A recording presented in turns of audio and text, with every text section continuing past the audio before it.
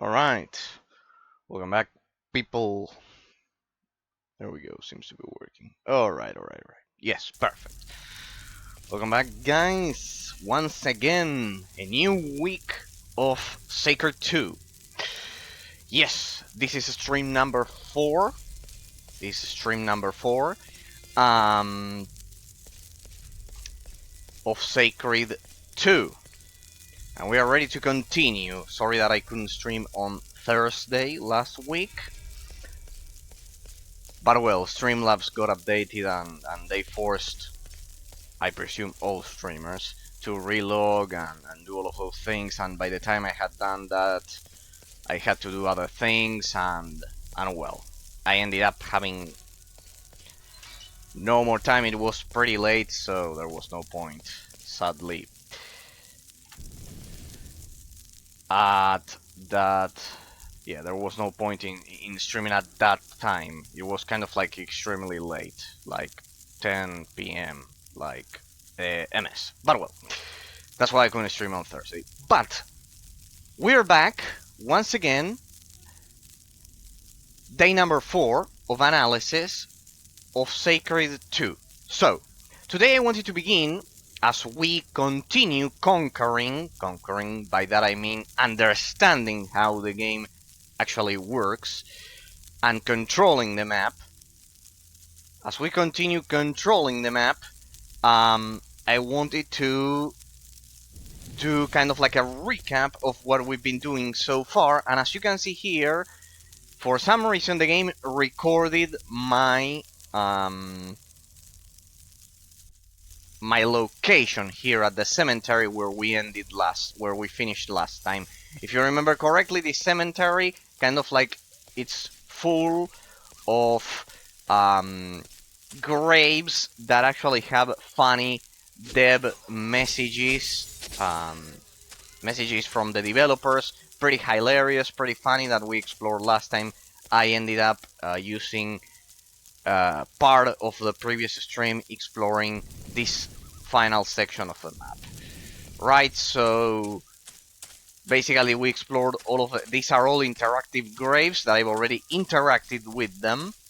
I got a lot of potions. I got a lot of health potions. That's the positive aspect to it. But I think I've already explored all of this, so this is basically a dead end, so we can get out of here and continue with our quest. Right, so let me fire up the map and let's go to... Well, I actually wanted to explore this section of the map. There are some more side quests there, because this is kind of like the ending right there. And then this northern section, here you can see all of the quests that we need to do. Remember, we are doing a 100% completion of the game, so we'll complete every single quest. Remember that the game has over 700 quests, and we are gonna complete them all. And remember that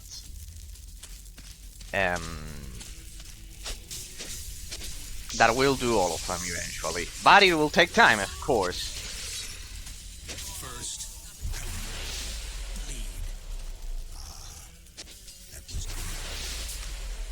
Oh, damn it, I can't move, damn it. There we go. the Inquisition is victorious. So, if you remember correctly, last time we also discovered some interesting things about the game, which I wanted to explore today. So, let me...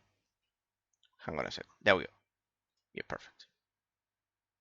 There we go. So, first of all, as you can see, I'm no longer using 2 axes. I was using 2 axes or 2 maces. We're using a throwing potion.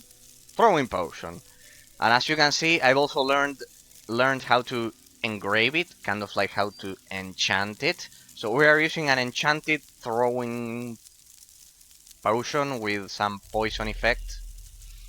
So basically, since I've done this, my life has been much easier with the game.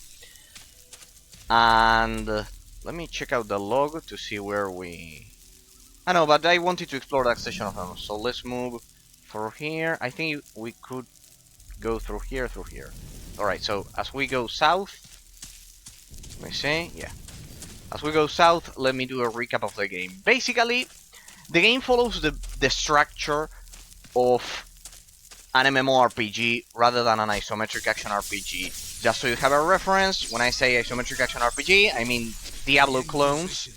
And when I say MMORPG, basically World of Warcraft or any other MMORPG that you'd like. I think it was through here. Yeah, through here. So yes, basically I initially thought that the game, in terms of the genre classification, it was an action RPG similar to Diablo, similar to Path of Exile, I don't know. And while the game does have real-time combat, in the sense that makes it different than a classic role-playing game like the father of all RPGs, Baldur's Gate, of all modern RPGs, Western modern RPGs.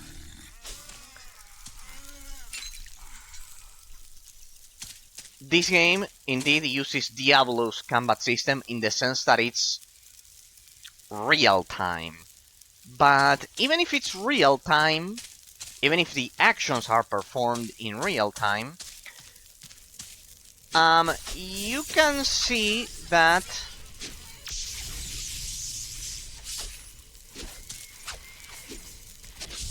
it basically follows, damn it.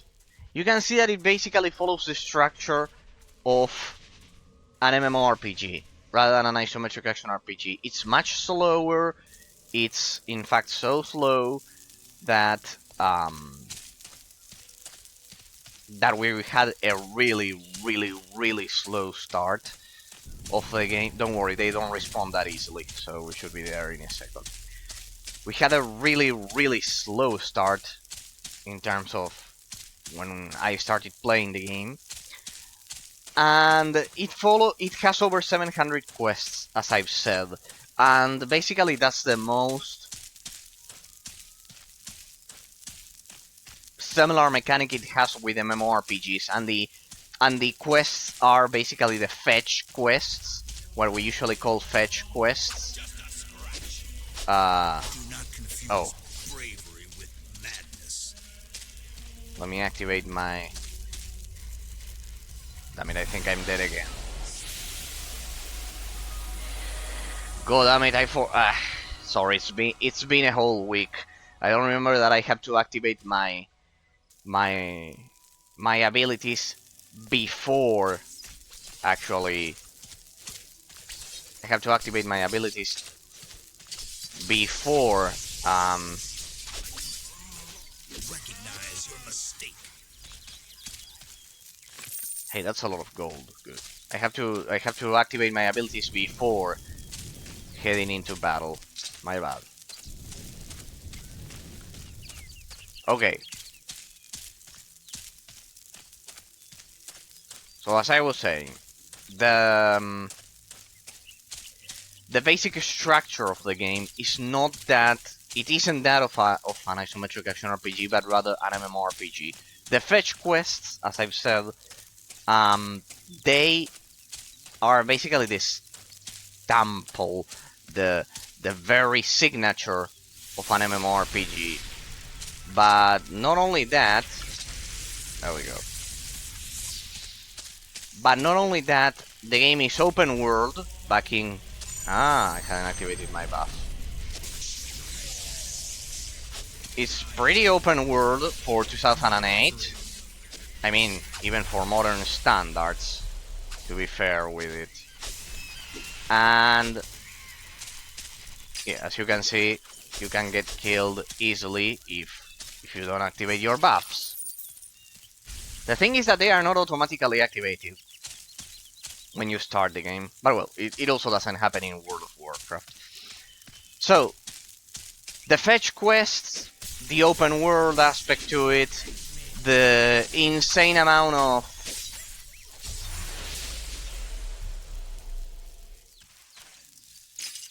different objectives, those are all qualities that basically make this game different when compared to... They make this game different to Diablo and other isometric action RPGs, and make it more similar to MMORPGs. Also, the fact that enemies scale to your level is... Does that hurt, heretic? a pretty amazing game design choice, if I had to say, because... There we go. So... Okay, this is the correct path. As you can see, the map is so huge. I have a theory that it actually represents Germany, and this is similar to Switzerland if you pay close attention, because of the... Death comes over you. Sorry, I thought he was dead. If you pay close attention, you can see that this looks pretty similar to Switzerland, except for the... Nothing but a fluke. Except for the ocean here and this lake here, but the rest, this does look like southern Germany, and this looks like Switzerland. And it makes sense. This is something that we explored in the first stream, that since the game was developed by a German team, by Ascaron, we also explored the ultimate fate of the team, joining Gaming Minds Studios as an internal development studio.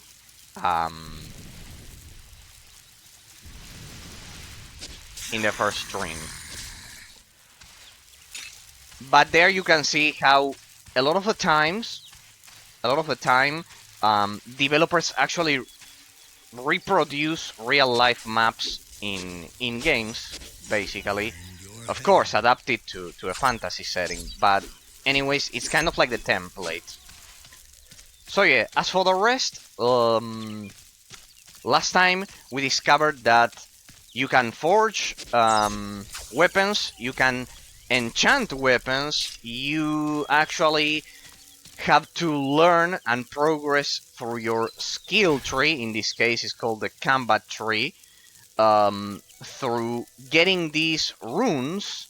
And as you can see there, those numbers indicate how many runes I've gotten so far of each specific ability. There we go. Since I've got the throwing potion weapon, my life has been much easier. But I've been researching another interesting thing. It's not only that enemies scale to your level, regardless of how many times you level up, but also there's an interesting death system, which is something that we've been ignoring so far in the previous 3 days of streaming. Give me a second because I don't want it to kill me. I don't want to restart at the monolith. There we go. Recognize your mistake. Something that I've been investigating off stream. Whenever you get killed, this game has kind of like an internal... See how subtle, because it's something that I couldn't figure out if I hadn't looked it up. It's something that I would have never figured out, kind of like just looking at the game from the point of view of the player. This game has kind of like an internal clock system attached to your death, to your character's death. If you don't die while playing the game, you play the game. As you can see, I'm playing the game. Normally, I don't die for a while. The game has an internal clock that actually registers how much time it has passed since you've been killed. right? And according to that, it calculates and exponentially makes enemies harder. It doesn't make them level up, of course, because as I've said, enemies always scale to your level. If you are level 10, enemies will be, as you can see down there, level 10. But the more you stay alive, the harder the enemies get. How do they get harder if they don't level up, Eraser? Their equipment becomes better, their available spells become better, their stats become better, of course, in the range of the level that they are. So, what I initially thought, what we all probably initially thought was a pretty common game, is not that common. It's not that common, people, because it has a lot of internal aspects that we have yet explored. And since the game has over 700 quests, we'll have plenty of time to discover all of the secrets it has. So basically, this is a mix between Skyrim and World of Warcraft, in the sense that it doesn't have the amount of, let's say, mechanic smoothness, because the combat is kind of like slower, much more similar to Skyrim than World of Warcraft. For example, the cooldowns of abilities are much more similar to Skyrim than World of Warcraft, but it follows the system, the questing system, the map design of World of Warcraft. Because of the fetch quests, we're not meant to kill those beautiful deers. Okay. But it has a lot of internal aspects that, for example, that death timer that I just told you, it's something that you basically don't realize at first glance. For example, the developer messages that we read last time at the graveyard. Careful, because here they can indeed kill me very, very fast. Alright, so they were killing each other as well. I needed that. Yeah, no, we didn't need that.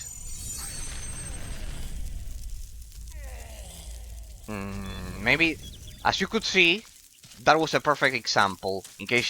Because I've been wondering, why do I get killed? Why do enemies get much tougher whenever I don't die for a lot of time? Well, it's because of that, because the game expects you to constantly update your gear in a much faster way than an MMORPG. Because it will scale the enemies to your level. So that's why we had a pretty rough start the first day. And I only realized it this weekend when I was reading why is it that the game, because the enemies don't level up. They don't level up. They scale exactly to your level. But why is it that they feel much, much harder whenever I don't die for a while? Well, it's because of that. It's because of that. It basically upgrades their items, their stats, everything. The game makes a perfect challenge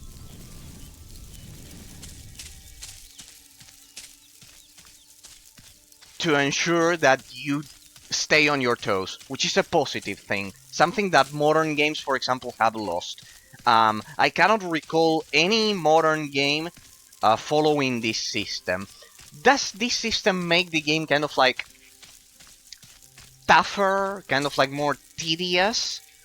Definitely yes. You could see how slow my progress was at the beginning, until I could kind of like do some quests, get some basic gear. The fact that the game doesn't, it kind of like starts with you having no gear, I think that's a mistake. I think you should have at least some basic gear when you begin, because I think at the beginning it was kind of like way too much, because we had no gear, and basically Your death came almost too easily. It it makes it extremely tedious. Besides, until you realize how to travel using monoliths.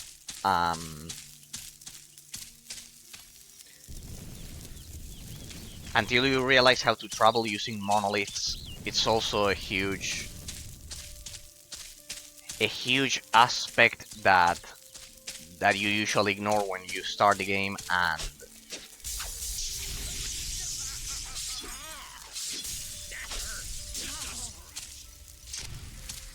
and it's basically the essential aspect that you should be told about. That you should be told about, because it's how you can actually... There they are again. Alright, we've got a lot of goblins here, of kobolds. They are called kobolds. Damn it. Damn it. Let me use my doppelganger. Mercy does not happen today. Anyways, if I die, I'll restart at the doppelganger in that case. Okay, I think I had a quest which involved killing these kobolds. Ah, there we go, getting their heads. 4 out of 25, 5 out of 25, 6 out of 25, 7. Good. Okay, so we got some kobold heads, so this will be perfect. What's that? Shadowy catacombs? What's that? Tangled by... Ah, there was another head. Good, thank you. Thank you, map, for telling me. Thank you. So yeah, basically that's... Regarding the level design, that's what I wanted to share with all of you today. Because I discovered that last time. We got... Oh, look at that, 18. We had 20 something. Well, I went a bit overboard, perhaps. Oh well. There we go. This is the perfect place. Look at that. I found the perfect place to farm kobolds, which is what I need to finish that other quest.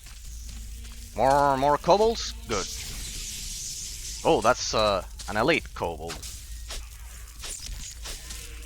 Alright, that's regarding the level design. Regarding the gameplay, people. Regarding the gameplay. As you could see so far, the game actually favors getting you killed, as you've been seeing so far. But besides that, the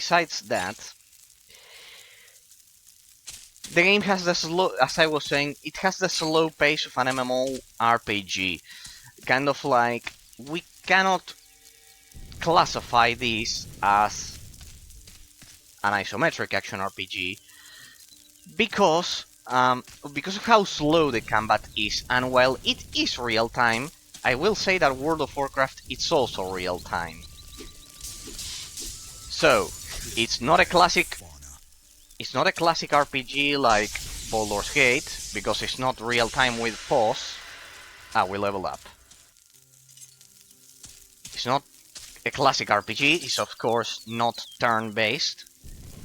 Of course it's not turn-based. Hey, we could take a shortcut. If I don't get killed, we could take a shortcut. I have the doppelganger. Let me activate my buffs. Let me activate my buffs and make it for the monolith. Let me make it for the monolith. Let's make a run for it. So if I get killed, I'll restart over there. Hey, what's that, a fray? I shouldn't have done that. Let me run. So, we're in the middle of a battlefield. I command you to stop. Right. This wasn't the way I wanted to go. I just hope this isn't a dead end.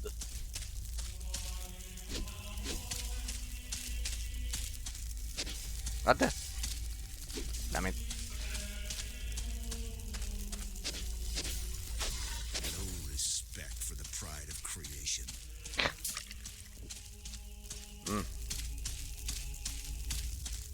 Wait. Don't you dare to soil my robe, beast. This one. Damn it. These things. That was close. Right. I got a bit lost there. Doesn't matter. Good. More kobold heads. Victorious. I had actually. Looks like when they move, I cannot target them. 14, 15, perfect. We are making a lot of progress. Give me that last kobold head. There we go. There we go. So, in terms of the gameplay, it's much more similar to an MMORPG because of how much slower the combat is when compared to Diablo, for example. It's much more similar to World of Warcraft, in the sense that World of Warcraft, it's also real time like this one, but abilities have kind of like no, nice try. That's an elite goblin. That's a problem. An elite kobold. That's why it killed me last time. Come on, we are close. We are close. We are close to the monolith. Come on, we are close to the monolith. We have doppelganger. Good.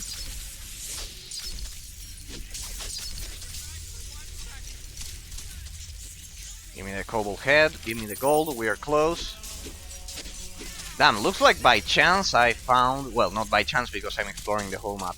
I found the perfect farming spot for kobold heads. Right. The monolith should be up ahead.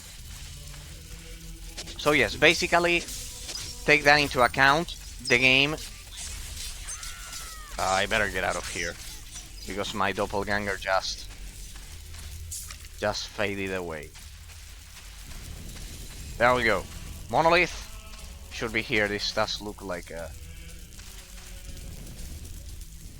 Damn it. I still haven't activated it. There it is. And we're good to go. Okay. Finally. It took me almost half an hour to reach the other monolith, but looks like we've made it. Hey, look at that. Hey, don't tell me that this is also an explorable section of the map.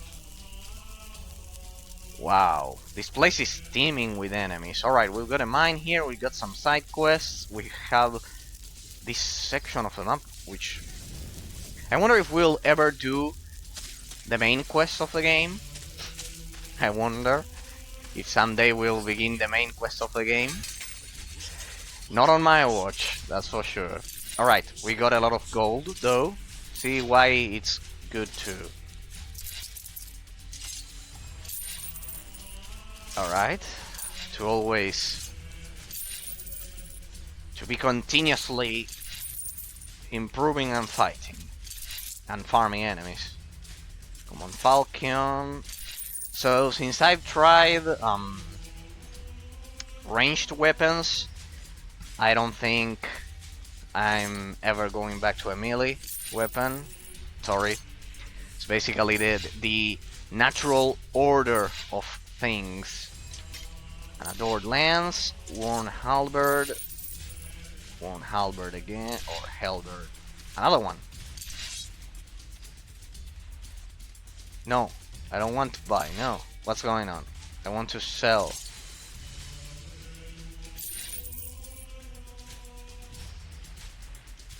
Javelin, sell.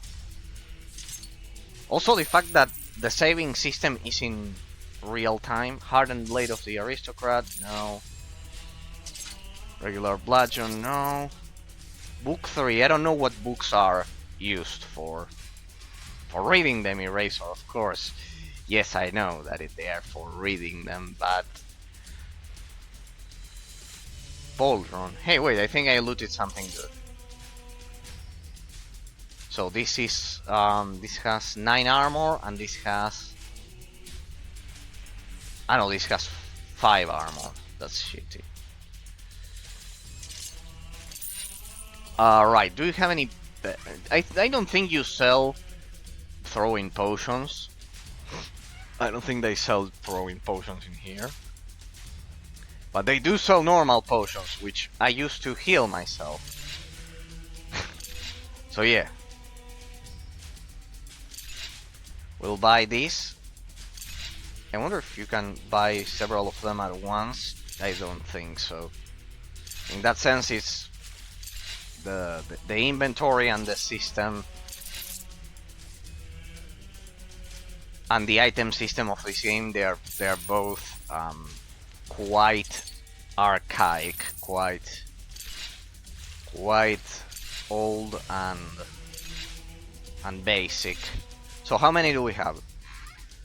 31 potions, or 31, in case you want the American pronunciation.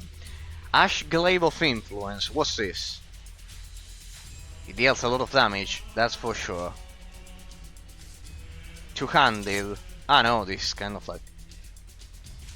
Pole arms, I don't think we are using that. There we go.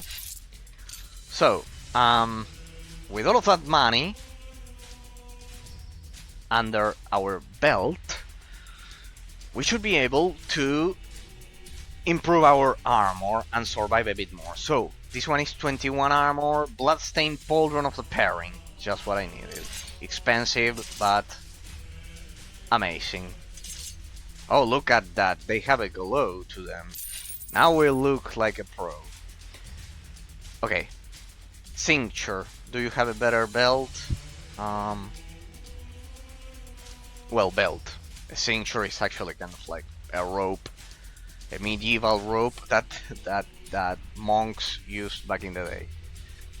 Okay, so our cincture is pretty bad. It's command quality, 6 armor. I don't know how I made it up to this point. Experience per kill, enhanced perception, vitality, hit point regeneration. Hey! So we finally get a piece of equipment that actually enhances our hit point regeneration, but let me see if there's something even worse. No, I have some good equipment here. My boots are common. No, my gloves are not common, and my belt. So, boots and belt, Dragon Slayer shoes, 7 armor, though it's not that bad. This one is 4 armor, that's a pile. But this one has 13%, 13.5% skill resistance, spell resistance, sorry.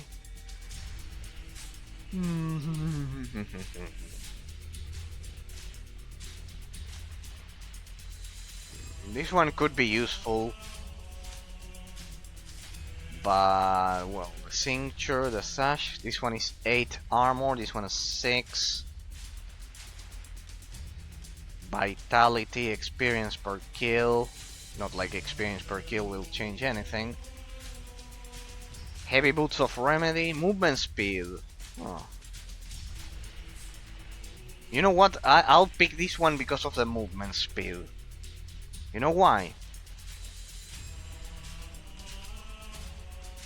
Because since I'm a ranged attacker, if I can actually outspeed my enemies, that means they cannot touch me.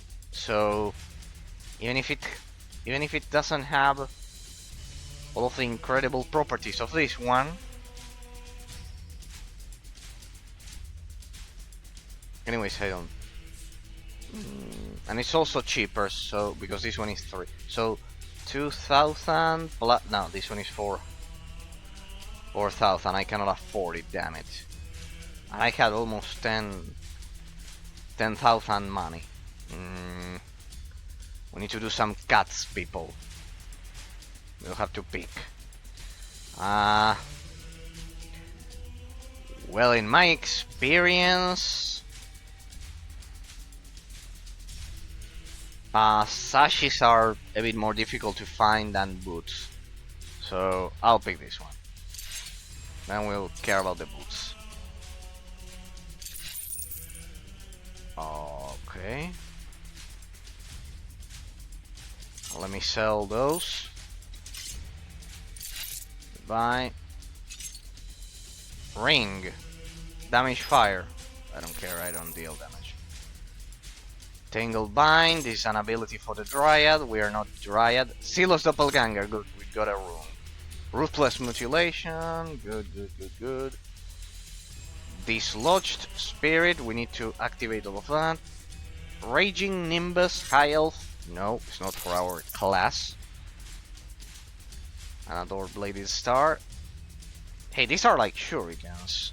Shuriken of a Bloodlust. I should try to equip those, because I have dual wield. So dual wield should actually equip should actually also work on with ranged weapons, like that. What I cannot dual wield ranged weapons?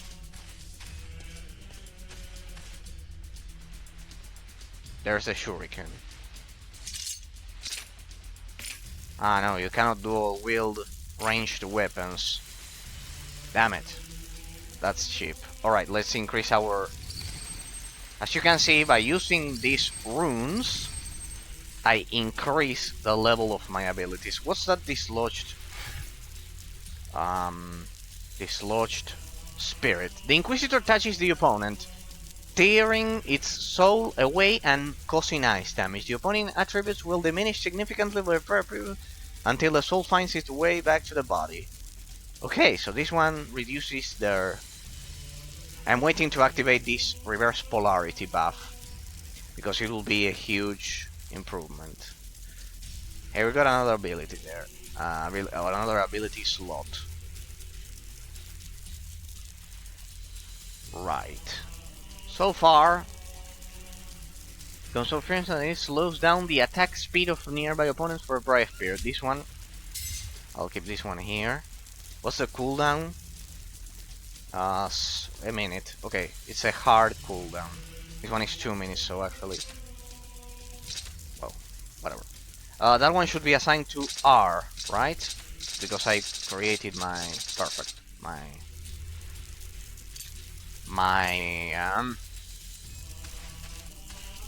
hotkeys. Look at that, now we have pauldrons. Good. Okay, let's pick the side quests here and focus on conquering this area. Kill 5 tortoises so that we can fish in peace. Hello, we've just did a person we need, we tried to catch some fish. Kill 5 tortoises. These are my kind of quests. Drive out the bandits, vegetable blah, blah, blah. Merchant Pierre Yell. Please help, I was attacked by brigands. They overturned my cart, scattering my vegetables everywhere, blah blah blah blah. Well, typical. Call me a bad wolf because I'm solving your problems. Okay. No, it's okay. No, don't hide any symbol. And I saw another side quest, could it be, or I dreamt of it? Well, whatever. We begin with the tortoises. Time to kill turtles. Otherwise. Yeah, I know. Let me get over here.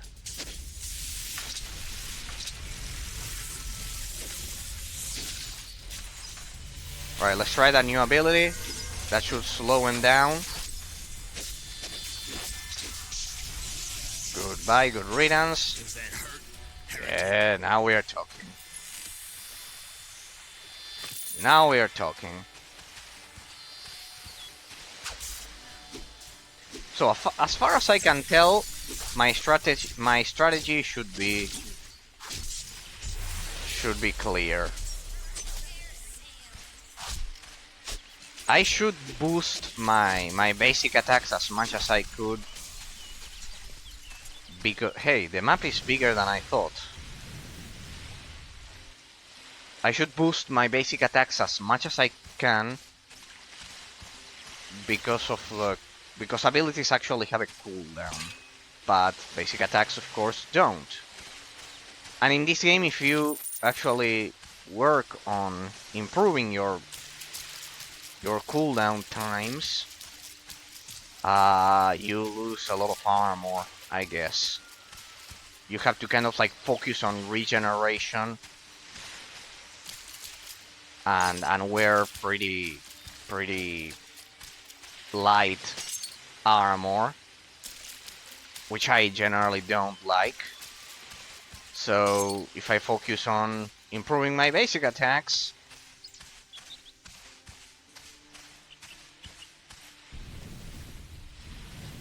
right, I see another side quest to the other side of the monolith.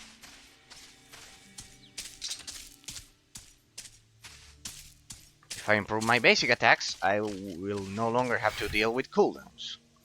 Anyways, we've been able to kill pretty much everything in this game with basic attacks. That's why I say that the combat system is much more similar to Skyrim, mixed with a bit of MMORPG, than any other thing.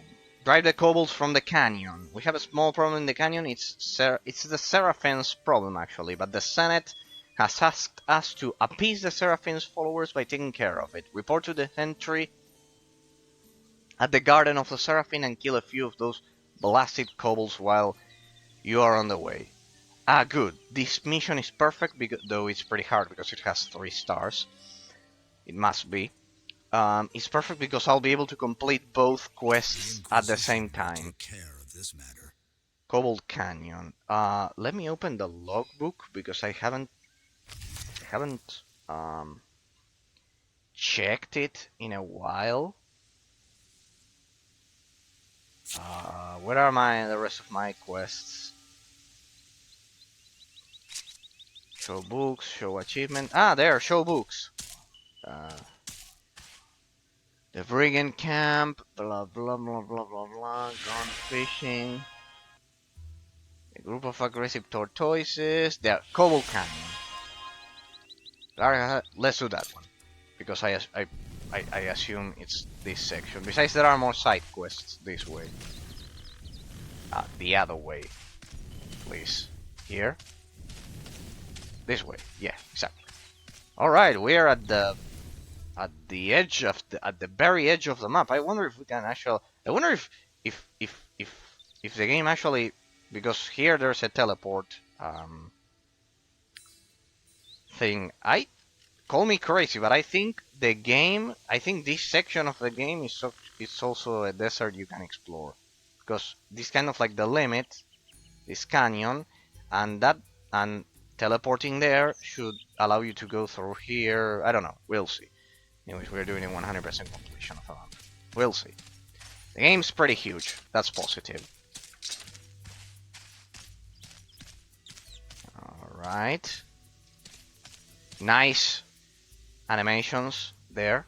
Nice footstep animations there. I have reached my destination. What is going to happen now? A lot of kobolds are gonna emerge. We're gonna kill them. And basically, we will complete 2 quests at the same time. That's the idea. So, I can already see them on the map. Let me activate the doppelganger. What the? That thing killed my doppelganger in 1 shot. Be careful. Nice try. So yes, you can actually dodge. That's also another thing that makes it more similar. It makes the combat a bit more dynamic when compared to World of Warcraft, and makes it a bit more similar to Skyrim. Find my scout, Menatrim. Hey you look like you could help me. My name is Rengelwin, or whatever that, however that is pronounced, and I'm in a difficult situation. I ordered one of my scouts to infiltrate some nearby caves, but he should have returned hours ago. Perhaps you could look for him in the caves. Tell him he should get his. Tell him to return with his report as quickly as possible. They call me a bad wolf because I'm solving your problems. No, but first we'll do the Kobold Canyon. Right, so we've got a lot of quests into today, and we have one more there as we deal with the kobolds. I love how in the same region You'll have the young queen's child, not. I love how in the same region we explored kind of like old territories. I don't think the kobold leader is here. At least the map's not telling me that. Nope. I love how also there's kind of like no animation when you transition to a new section of when you transition to a new dungeon. Ranged weapons. Yes. I will crush you in the name of the Inquisition. That should be the last one. No, 23 out of 25. Then dexterity, and yeah, that's pretty much it. I hope I'm not messing up my stats, but well.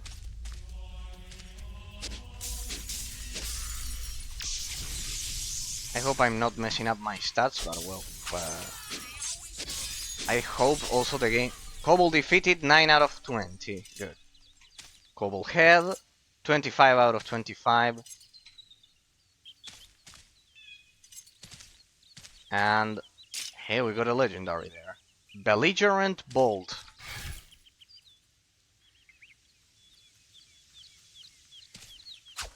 Does that hurt, heretic?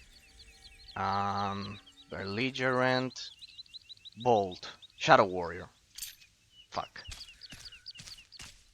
Okay. Let's kill the kobold. It's marked on the map. It's probably over there. Kobold leader. Is it this one? What the? What on earth? Yeah, that was definitely a boss monster. You kill me in one attack. No matter. No matter. Gods for this new chance. Right. This game is the very definition of unbalanced.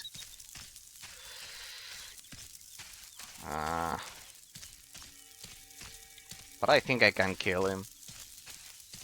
Huh?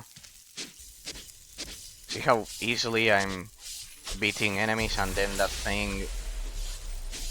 One less heretic. Or maybe it was a critical. Not a one-hit kill, but maybe he was lucky and got a critical. Because you also have to take that into account. Maybe it was it actually was a critical.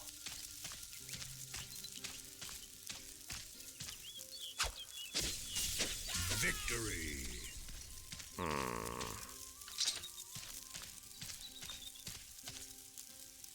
Can I activate my divine gift?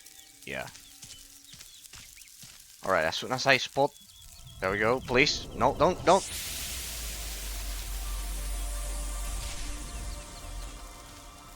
Let me activate the doppelganger. Yeah, it was a critical. I don't even think it was the boss. No, I don't think it was a boss at all.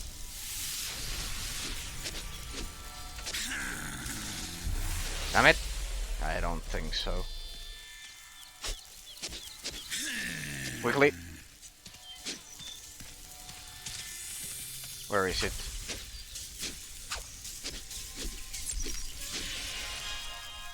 There we go. That was the boss. Yeah, it was the boss.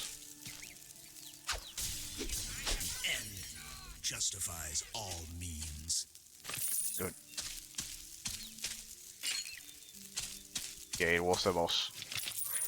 Pretty good, pretty good. Sweet.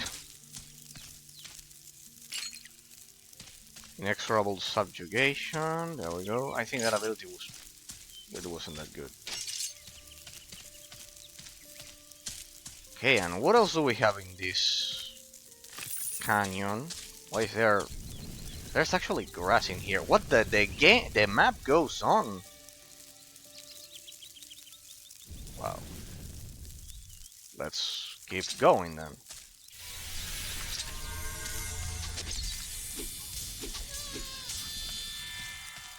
Yeah, you need to remember that this ability is actually only for melee attacker. Damn it! They are definitely getting stronger. Each step, a kobold. And the next day, you'll have the young queen's child. Not. Okay, that's it. Pretty good. So, as you can see, the game, in terms of the gameplay mechanics, it's definitely unique. We must admit that, because it's a mix between Skyrim, World of Warcraft, and the camera of Diablo. So that's extremely kind of like an extremely unique combination. All right, this is the end. This is the limit of the map. See, not even the biggest maps can possibly contain me at all. So let me head over there. Let's see what we got there. In my case, for me, this game is kind of like perfect because it's like an MMORPG, single player, which I love. Consider that I play World of Warcraft offline without any kind of issues, and I love it. So for me, this game is kind of like a single player MMORPG. So imagine. Take this elixir to the Abbess of the Order of the Seraphim. Let me introduce myself. I am Liania. I am here to order... Go. Find yourself somebody else. I have more important matters to tend to. No, I was reading, actually. I think I can trust you since we're fighting for the same cause and having the remaining... My meaning, I've got a small and profitable job for you. There's an ancient seraphim base, angels don't live there anymore. But now a ridiculous little order has settled there. The women of lovely seraphim are a bunch of spiritual crazy women. They have important one of praise. Blah blah blah blah. Now she's possessed, but first to control her completely has to drink the elixir. Here the vial. Take it. Blah, blah, blah. They call me a bad wolf because I'm solving your problems. The Kobold Canyon. Okay, looks like we've got some more quests and we are done. Let me keep exploring the place. Forgotten Gardens. I should have probably done the missions in the first section of the canyon before heading over here, but well. No matter. Let's see what we can do.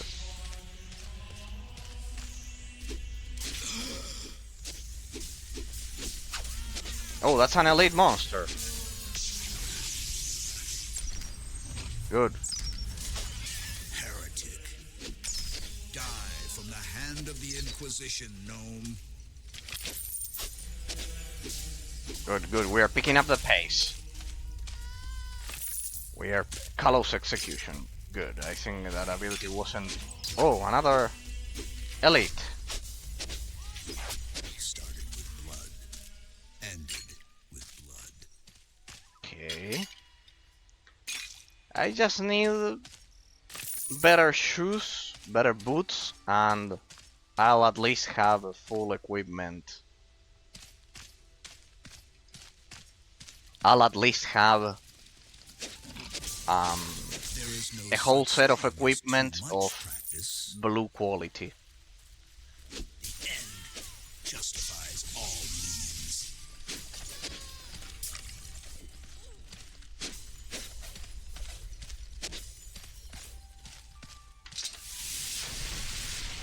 One less heretic. Die. Yeah.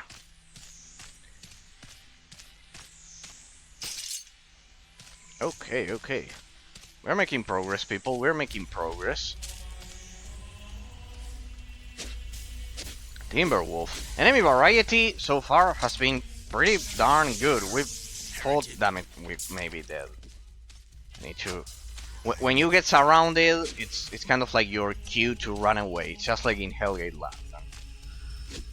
When you get surrounded like that. Hey, these are all melee attackers. Let's slow them down.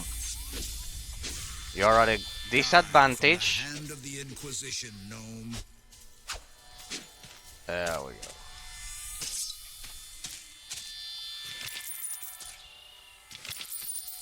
Pretty good. At least it lasts for... How much does it last? Duration 20 seconds. Ah, it's pretty good. So since the duration is 20 seconds, the actual cooldown is 40 seconds instead of 60, because if you actually have it active, I don't think you will care about it being on cooldown. Damn it! The game should have a pause button, but it's just like World of Warcraft and also Hellgate Land didn't have kind of like real-time pause. Not even the single-player game version. Damn it! Damn it! Poison, periodic damage. Careful. Someone's dealing poison damage. Yeah, and I think I realize who it's maybe. Nice try, but I can avoid it. There we go. That's what killed me last time, probably. They're doing the same thing that I'm doing. I guess that's a sign that we are playing the game correctly. That he was that gnome was using, that kobold was using poison, throwing potions just like I am. The very same weapon I'm using. So, I guess I'm doing things correctly. Does that hurt, heretic? I will crush you in the name of the Inquisition. Damn it, and here I was looking for a place to farm kobold heads. I think I've already killed the entire population of kobolds. Okay, we're at the end. When we should actually be heading... I want to go there. To the Kobold Canyon. I think it's this way. It should be. Yeah. Alright, get ready. I need to focus because this will be a lot of enemies. Okay, Kobold Canyon that way, probably. Kobold Chief. Ah, that was that's it. That was easy. It said Kobold Chief. Alright, let's see. Kobold Canyon. Cave Monastery. Okay. It says Kobold Canyon. Maybe they are somehow overlapping. Careful, it's that...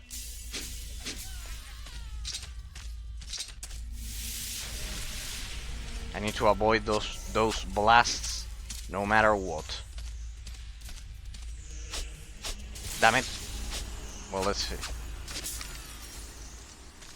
Well, maybe I didn't avoid it, but I could react. I could properly react to them. Okay, what do we have here? Kobold Stone Thrower. You are also from the club of throwers, like I am. Club of thrower users. Damn it. I haven't died in a while. Enemies must be pretty... They must be getting pretty enraged by now. Forgotten Gardens.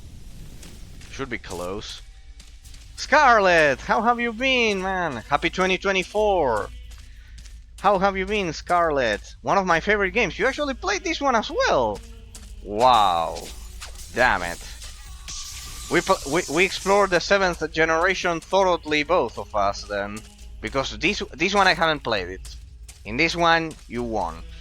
I haven't played it. I haven't played the predecessor, which is the first one that was released kind of like... I think there was a gap of... What was it? 10 years, because I think it was 2003. Ah, no, 5 years, 5 years, and this one 2008. Wasn't that much.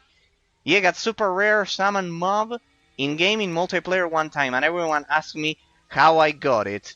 Never been able to get it again in solo. This game is pretty broken on PC. You played it on PS3, on Xbox, or on PC? Because it had console versions. Pretty huge and amazing, by the way, for anyone watching this as a YouTube bot. Incredibly amazing. Look at the size of the map. PC, you played the PC version and it worked?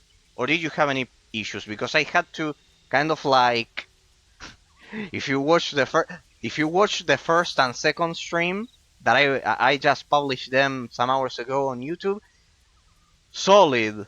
It did work without any kind of issues on PC. Wow. You were lucky. You were lucky. Trust me.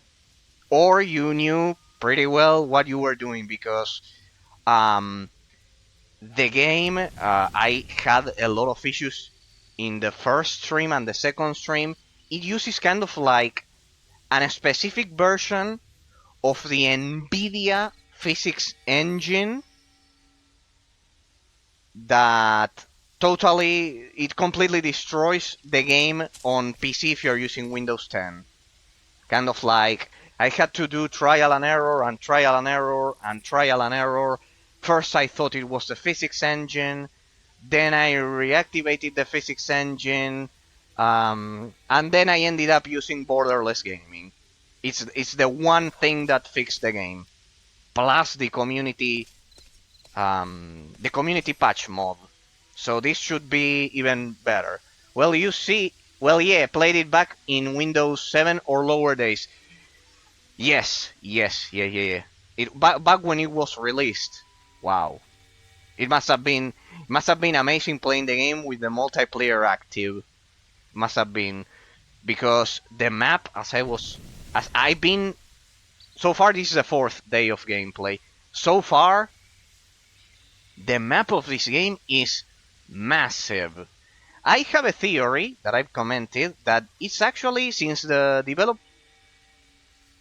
Oh wow, it's even bigger than I thought. Plus underground, you don't see. Underground? You mean the dungeons? I've done some dungeons. I've done some dungeons so far, but underground, like in Pokemon Platinum. You mean something like that? Lol, quite a few. Yeah. I didn't. I actually didn't Mass know. genocide is the most exhausting activity one can engage in. Also, the Outside of soccer. also the character breaks the fourth wall. It's an amazing game. I never thought it's such a pity that a game with the size of Skyrim or bigger than Skyrim. I actually believe the map is a. I don't know if it's bigger than Skyrim, but since the game is so slow, it does feel like it's a slower than Skyrim. Bigger, I mean, because the gameplay is slow, so you progress slower through the map at a much slower pace. I'm trying to do a 100% completion of it, plus the expansions. Pretty crazy idea, I realize now, because the game has over 700 quests. I never expected it to be so huge. Starting out, I like to spend about 1 to 1.5 hours unlocking the developer dungeon. You don't really get anything from it other than finding all of the developer as you play, teleporting them to that dungeon. You mean the graveyard?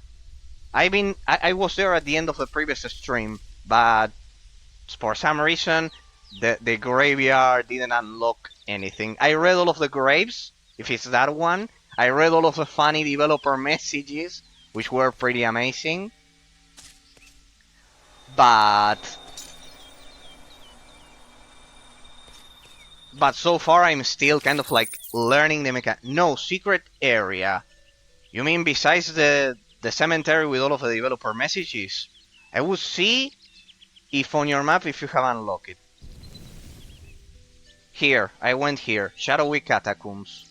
This kind of like the only developer section I've been. It had some locked uh, thingies, but I couldn't interact with them at the end of the previous stream. More or less. I think it was over here. I also tried by surprise the Ancaria Airlines quest.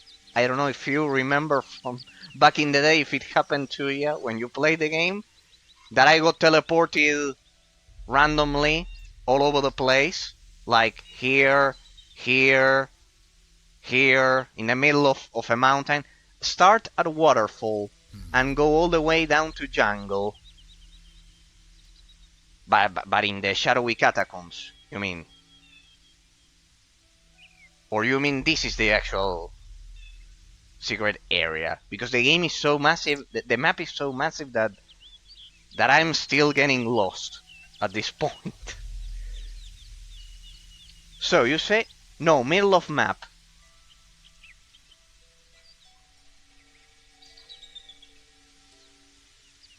Water. Yeah, the thing is that I haven't explored it. But well, I'll remember it. You'll get there eventually. Yeah, when I get it, you. So you say start at the waterfall or at a waterfall whenever I find it. Go all the way down to a jungle, and you say in the middle What's of the the matter? map. Okay. Awake? Don't Okay. feel like it now? Or It it, crisis ha- of it has faith? to be something Well, like maybe I'll be here able or to well. sell a few copies of the Watchtower in the meantime. As for the rest, so far um I've unlocked kind of like fast travel, if that's a thing, and the resurrection monoliths. The game is pretty brutal because I don't know if if you explored it back in the day. The game actually has an internal clock system. I read this. I didn't realize just by playing it. The game has an internal clock system in which kind of like measures how much time you stay alive. And according to how much time you stay alive, that you don't get killed by enemies while questing, it actually makes enemies exponentially tougher. It's amazing. Yep. So you explored it back in the day. It must have been quite a surprise. Hey, I found a portal. Right, I have the feeling I shouldn't be here. Wow. Like to farm it at the beginning by letting mobs hit me. Ah, but so yeah. So you let them hit you, and that allows you to farm. Ah, but because it gives you more experience. It's true. I remember reading. It gives you kind of like better rewards, better gear, better drops. There is a stat that shows you that. Enlighten me if you remember somehow. Kind of like the exponentially hard, better loot. Bonus overview. It must be this one. E. Ah, look at that. Look at that. So it wasn't just that enemies get harder. That I think, yeah, it has to be this one. It gives you more experience per kill, and it increases your stats. Because it says stamina +2, and that's not part of my gear. Wow. I mean, it's such a pity. It's such a pity that... It's such a... Where am I? Where did I get teleported? Oh shit. I really shouldn't be here. This area is kind of like... It has more powerful enemies. As I learned last time when a bear killed me in one blow. Yeah, at 50%, it's pretty strong. No, the game is brutal. I've been constantly dying, not only at the beginning, but I've been constantly dying. Let me go back and finish the Kobold mission there. I think I did kill the Kobold. Captain Bloodtongue. Yes, I think I killed the Kobold. Let's fetch that quest.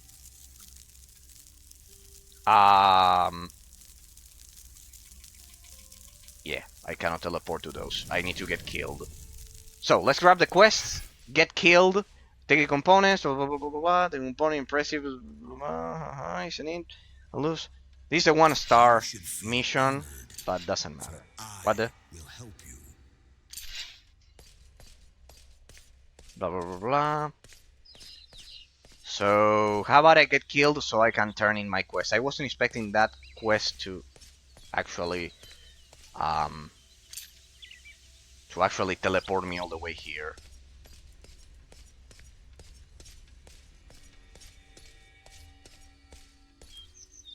Trapped? Damn it, this is Ancaria Airlines 2.0.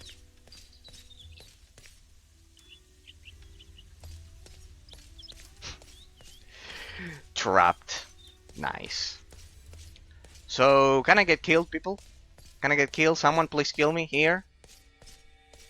Kill me so I go back to the Resurrection Monolith that I unlocked, which is conveniently on top of the...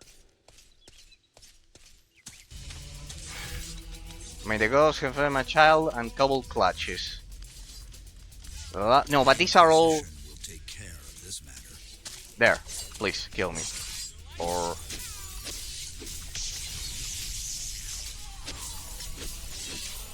Or I could go back to Slowhorn, I don't know, and get killed from there.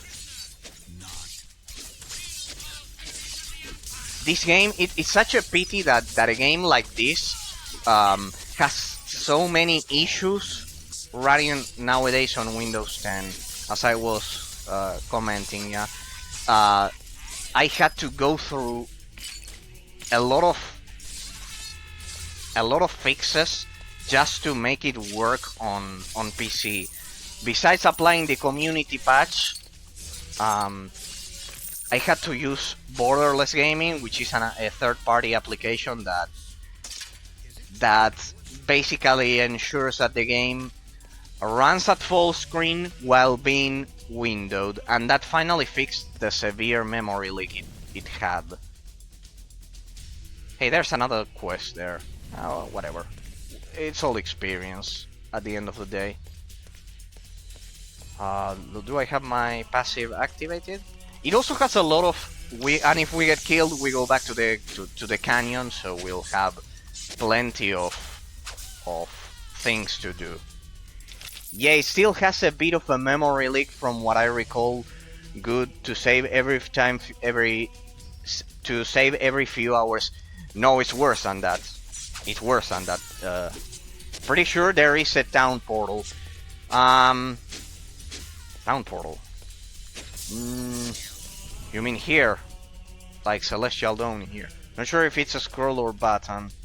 Yeah, but no, I can. I can go back to Slowford. But if I go back to Slowford, it's kind of like...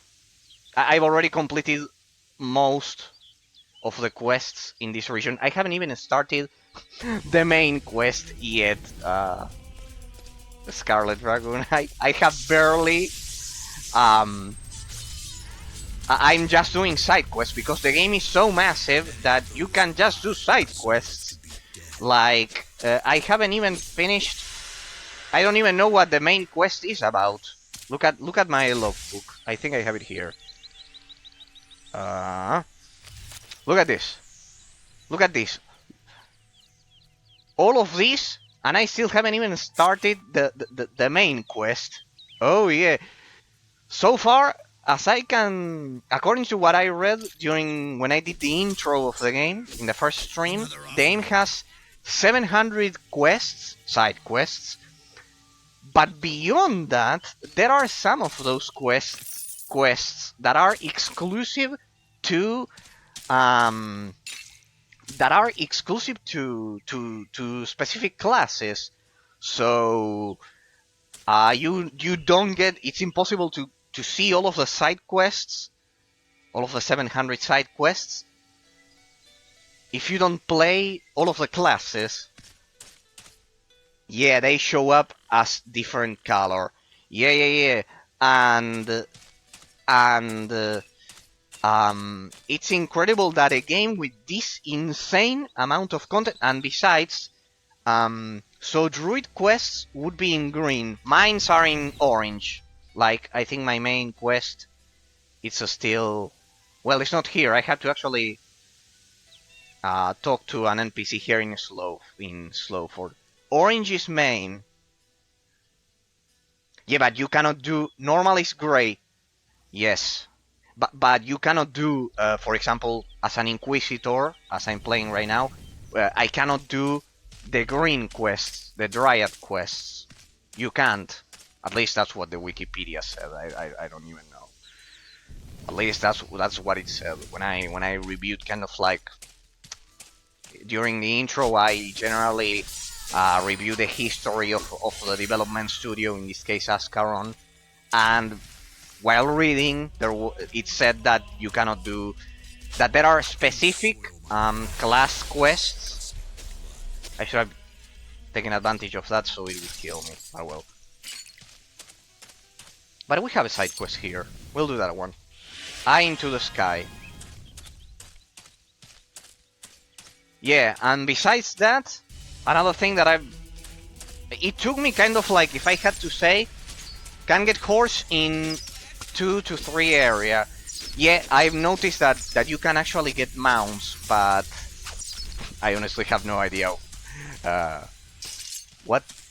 That would help me greatly, because it would make traveling much faster whenever I get killed, which is more frequently than I thought. And race-based mounts, they are very cool. So this thing is like a full-fledged MMORPG if it has mounts.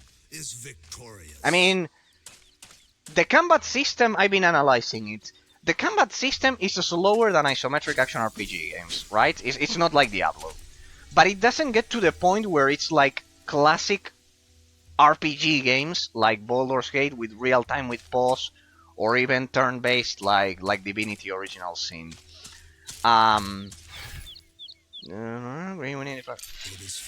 There we go. So it's incredible. Sephira gets a tiger. Dryad gets a lizard. Ah, so it's the mount is different according to the class. I wonder what I get as an Inquisitor. A chimera? A horse? A snake. I bet a snake. It would make sense. So I'm amazed at all can get horses. All right, so there's like a the horse is like the generic mount. Like the generic mount. But oh, I have a question, Scarlet. I have a question. I have an important question. What's the point? But well, it's a philosophical question that I've been asking myself in my head so far while streaming the game and figuring it out. What's the point of this stat that we've been talking about? The bonus overview. Right, what's the point if enemies actually scale to your level? And their gear scales to your level and everything scales to your level.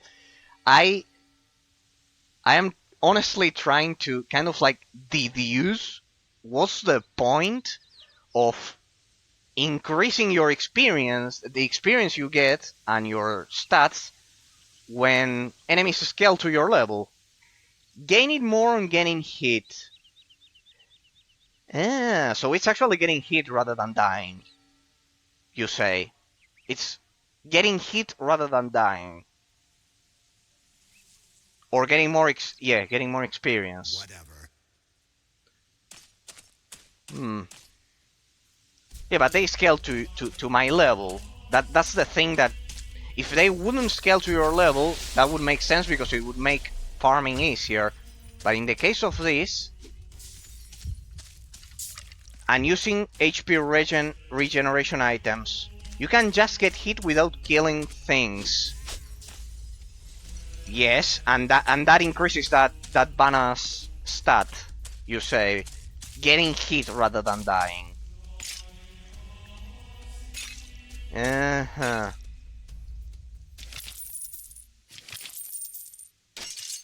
I think a patch made all zones scale to level.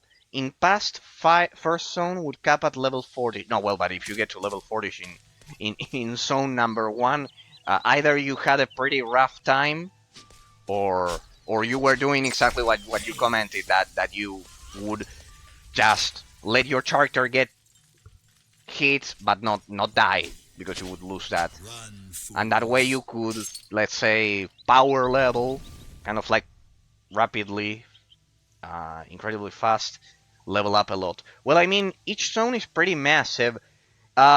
This version, yes, it is. They are definitely. It's. I have a theory that I was commenting at the beginning. So 1 to 40 isn't as hard as you think. Must be like that. It must be like that. I was commenting that this map this map is incredibly simple. If you pay close attention, I was commenting that since the developer is German, is Ascaron, this map is similar to. It's actually similar to Central Europe. If you pay close attention, this, except for this ocean, of course, it does look like Switzerland, doesn't it? Kind of like with Italy right here, Switzerland, and Germany, surrounded by those. It had a huge influence of probably where the developers were based on because they were German indeed. You're maybe what 18% of the first zone area. Yeah, I assume so. Yeah. It's strikingly similar if you take a look at a map. It's like kind of like this is exactly, except for an ocean or the ocean here. But well, that's how they connected everything. It does look like Switzerland, and if you pay attention, this looks like inverted Great Britain. It even has the shape of more or less. It even has the shape of Great Britain. So it's kind of like Great Britain inverted. It's like Europe inverted. Sorry. So it's amazing. As I said, it's a pity. It's a pity that this game doesn't run okay on Win. This actually Scarlet. I don't know if you watched the previous streams or this is the first one, but this is actually the first stream in which the game hasn't crashed for an hour and 20 minutes. I'll actually do 3 hours to test if it doesn't crash. Because it's actually the first stream in which I finally found the solution. I should let them get me killed so I go back there. Or I could use a teleport system because I wanted to finish. I need to finish that canyon. So it's the first stream in which the game actually High Elf Outpost, in which the game actually does work without any problem. So the problem is running the game full screen. It's running the game full screen. Regarding the other thing that you said that I remember it was that with a patch they made all zones scale. This version is kind of like fully patched, so yes, I presume they'll scale endlessly, which is good. It is pretty good because at the end of the day, I think they had an amazing idea doing kind of like an endless scaling, because it ensures that the game, that you can explore every section of the game without it getting. Damn it, there are more side quests in here. My god. Please give this letter to my betrothed. We'll do it. But I think this unique system, more side skills than you get fit. Good to plan the best ones out. Another thing, if you remember, is there a respec option? Do you remember respecing when you played it?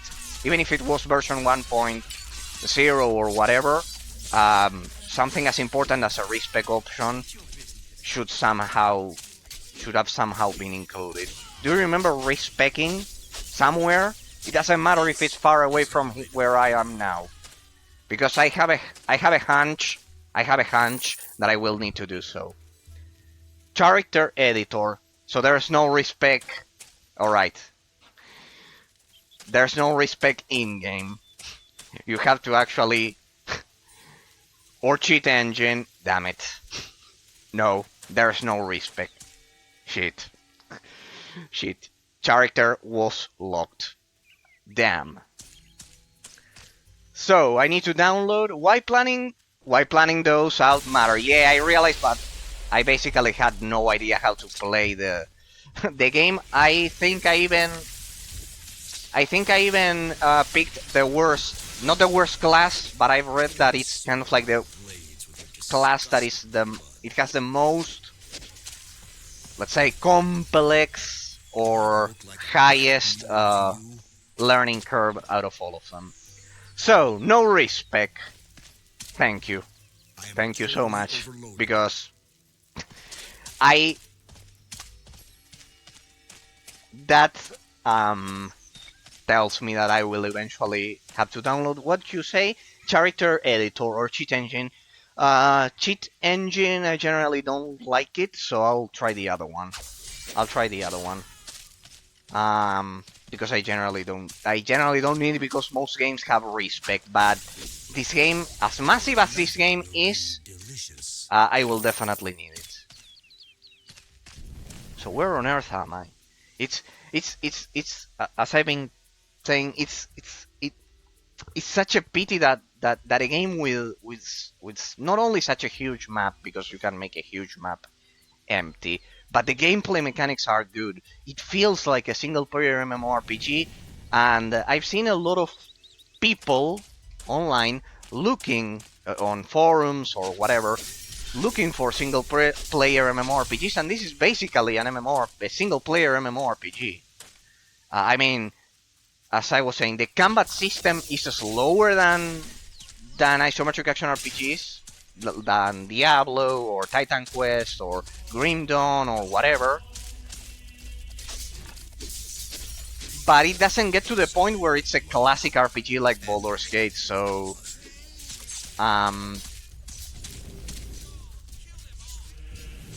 Hey, you know what? That guy that teleported me...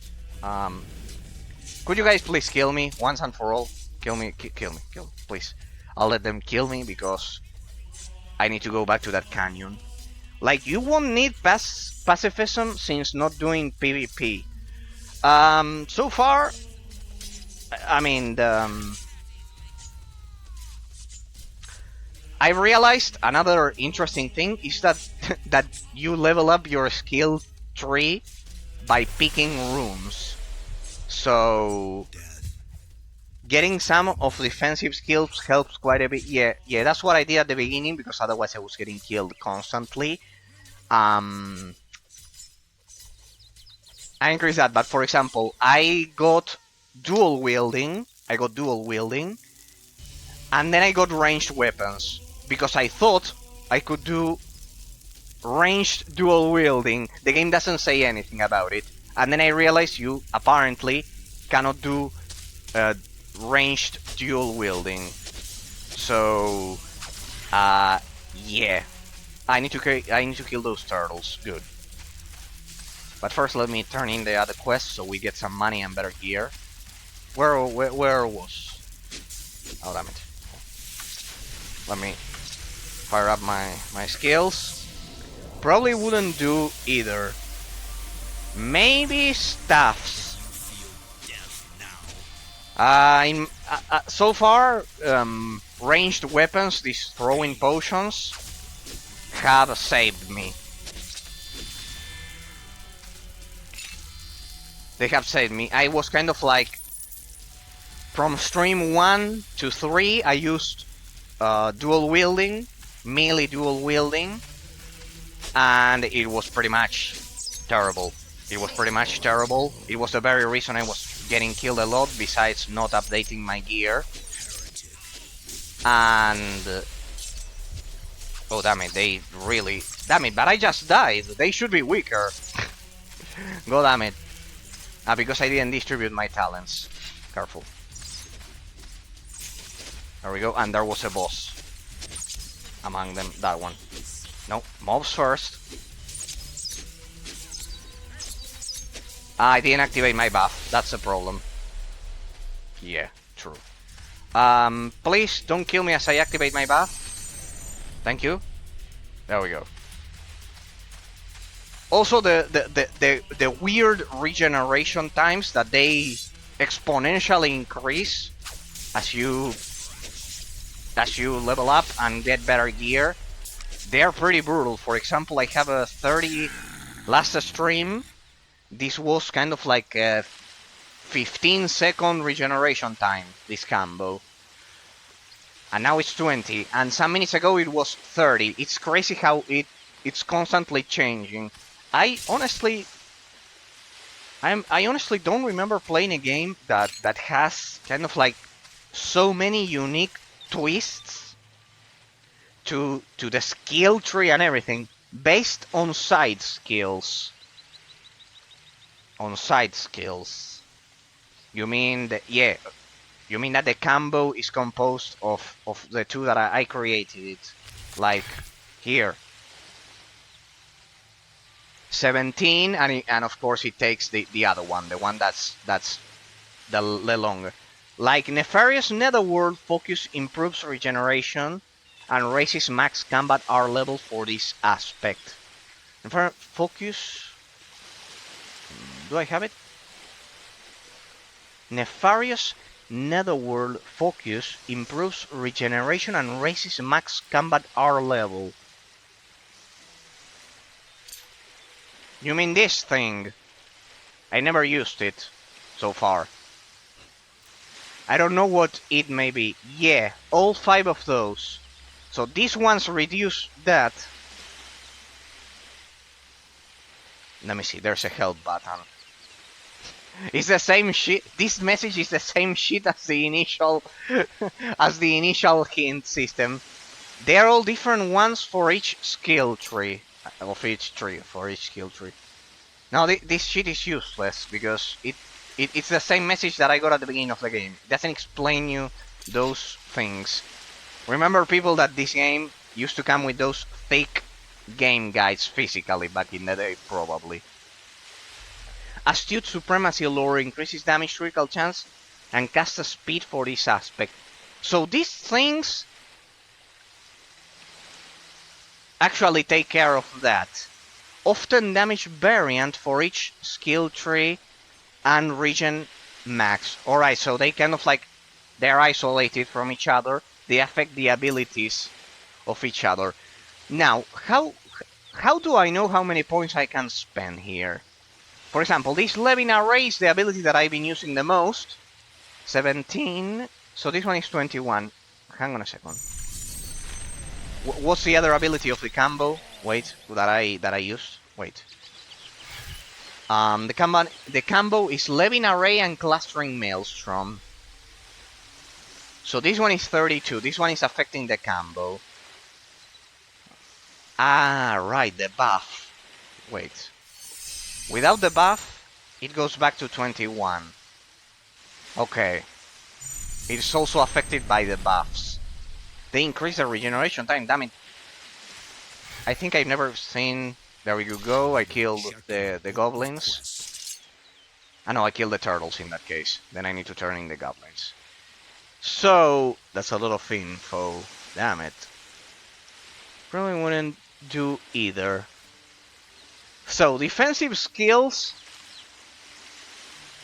are probably more important. Then, based on side skills, you mean the buffs, probably. Like, Nefarious improves regeneration and increases the combat R level for this aspect. They are different, each one for each skill tree. As your Supremacy increases the other one in the case of those stats. So let me try it. We need to explore this section anyways, somehow. So you can level up the abilities through picking up runes, but also through this. I know it's different. They have kind of like a specific... This is actually the skill tree. Yeah, that's what you've been trying to tell me. This is actually the skill tree of the game. So for sure get Armor Lore, Concentration, Constitution and Spell Resistance. Yeah, so far it doesn't look good, but I think I am... where is it? Character screen, there we go. So far it doesn't look good. You can only get max of 10 skill slots. Well, I'm at 4. I got the fourth one some minutes ago at the beginning of a stream. So eventually we'll have 10 of these. And these ones are for weapons, I believe. These ones are for weapons. So far I've wasted some points here on dual wield, but most of it was spent on toughness. I did get vitality, but then I lost some points on strength. So constitution, I think you meant probably vitality. I mean, it's probably vitality, or because constitution doesn't exist there. It's probably vitality. Ah. So, and dexterity, because dexterity, why I picked ranged? Hafted and arrow I would likely remove. So you wouldn't use ranged weapons because look at this. Strength kind of like increases base damage or switch for others. Yeah. So far I picked ranged. I'll tell you why I picked ranged. Because look at this. Strength increases base damage of melee weapons. But dexterity actually increases damage for ranged, but also increases defense. Dual wield doesn't work with ranged weapons. Yeah, I realized that today. That's the problem. I realized that that's the main reason why that would go by. Yeah, but I think it has to do with the fact that my melee weapons have been kind of like common quality. I never tried kind of like a blue quality melee weapon so far. Alright, so you would revert it back to melee.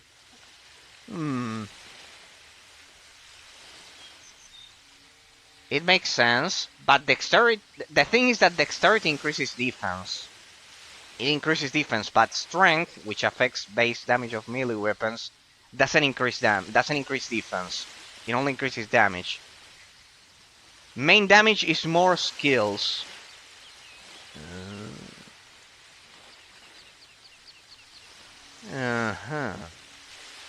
Astute Supremacy lore increases damage, critical chance, and cast speed for this aspect.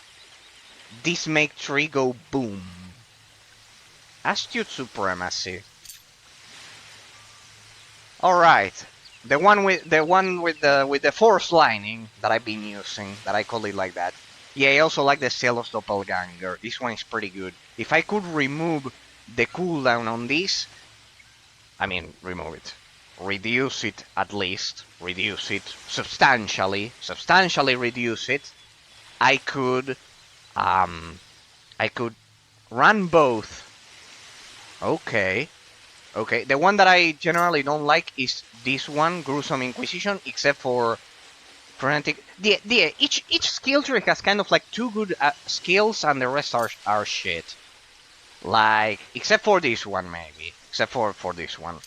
But this one I tried. This one is terrible. Run both mods. Rest, you run cooldown only. Sorry. You said often what you do for all classes for at least one of the skill tree. Yeah. It's basically you have to min max the abilities because otherwise it's a disaster. All right, so I will try to plan from now on to try to go back to the dual wield. So I had a good idea originally. But then I couldn't loot a single good. Let me see if there are some good melee weapons single-handed. Well, I got hafted weapons, proficiency with hafted. So, but see, they are all common quality. The one that I'm using is it's a throwing potion. It's a throwing potion, but it works. I guess. For now. Then it will probably be a mess. I should probably get proficiency with swords. So whenever I loot a good sword, I can also default back to those. Is this one two-handed? Let me see.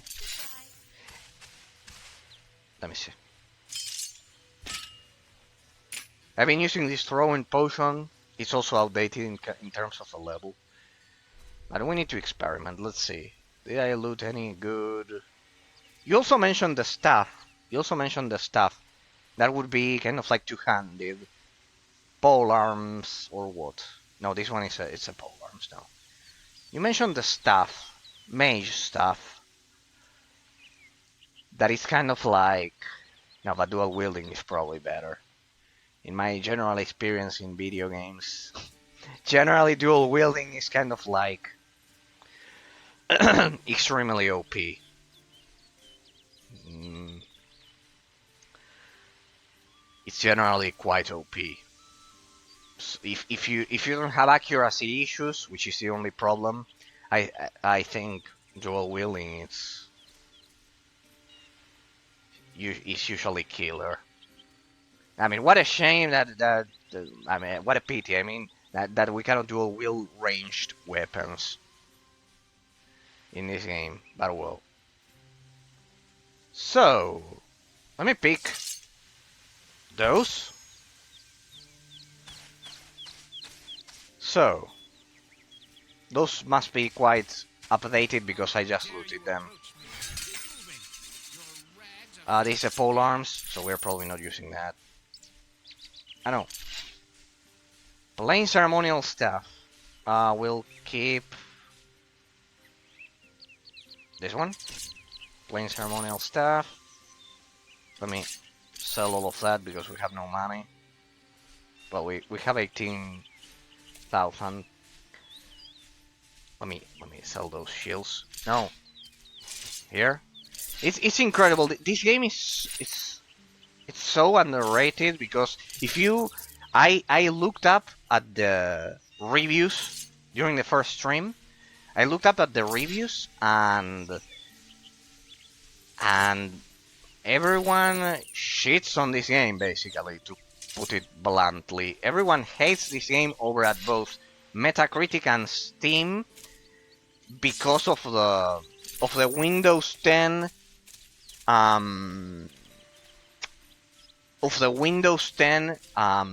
issues that it has. And granted, I concur that even for me, that I'm used to deal with games like this. For example, I remember Space Siege, when we played Space Siege. It had a pretty similar problem to this one with the NVIDIA physics engine, and I also had to use borderless gaming, so there's a connection there. I don't know what was with the NVIDIA physics engine that ruined everything. 2015 game. I have it on CD and Steam. Well,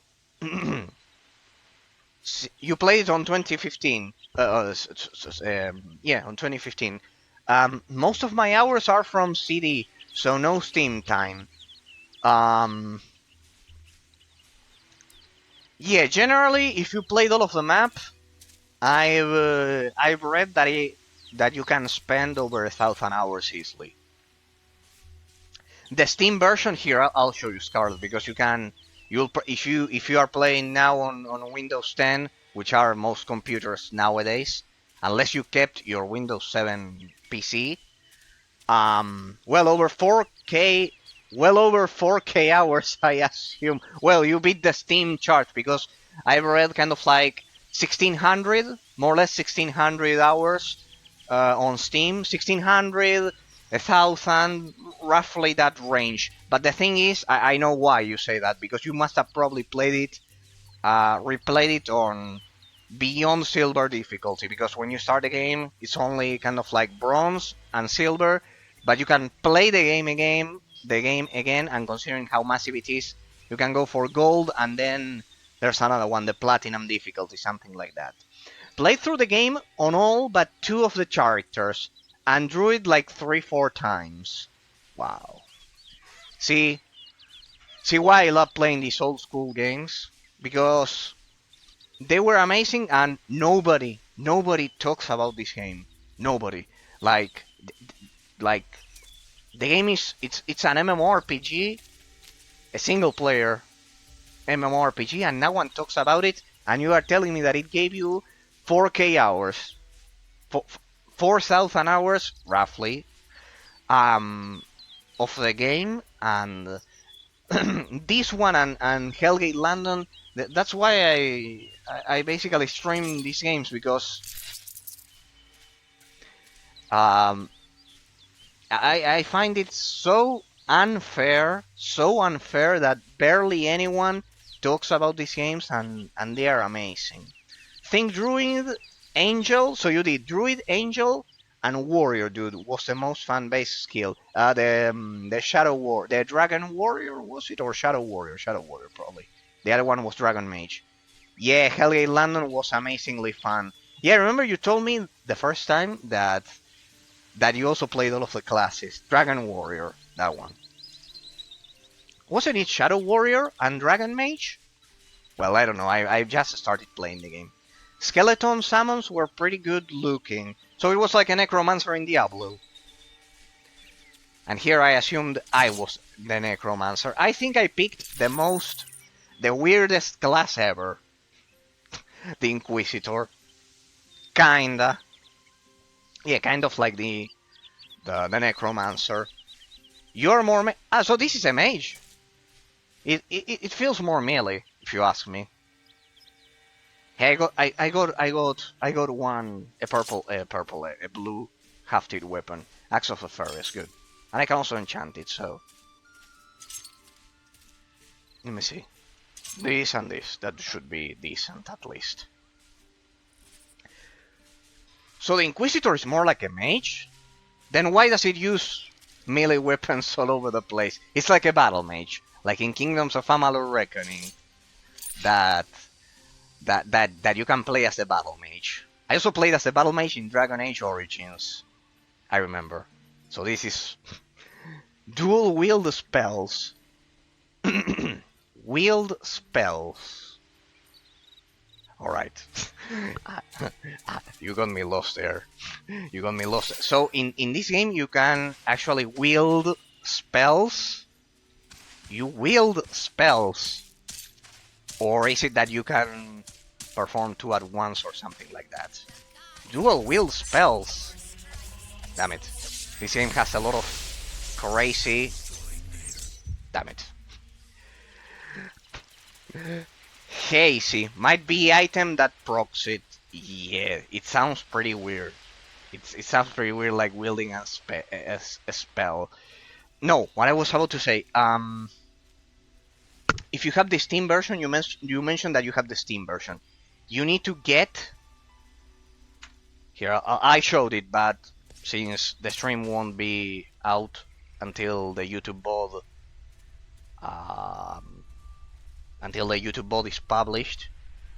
I think it's the previous stream, but I don't know if it's probably already deleted because it's been 7 days.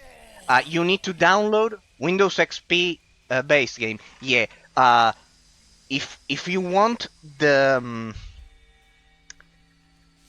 Steam edition or that CD edition, I think there's no difference in the sense that the game hates Windows 10. It has a memory leak. It drops your frame rate by half every time you reopen it. Hey, look at that! I can see my name if I press tab. So now let's Alt tab. Let me see if I can access my Windows bar somehow. I could last time, but it was without borderless gaming. Let me see if I can show you. Yeah, there we go. You need this, Scarlet. Make sure that whatever version you get, you download borderless gaming. This little program, after 4 days of trying, is what fixed the game for me. I think it doesn't make any difference if it's the Steam version or the CD version, because the problem is the problem the game has with Windows 10. You need to get this borderless gaming. It probably won't be 9.1. They have probably updated it from now on. Yeah, I've used that. It's pretty solid for older games. Well, then you know what to do. Here are the ones that so far have given me issues. I think Nier Automata, I could remove it. because they fixed it.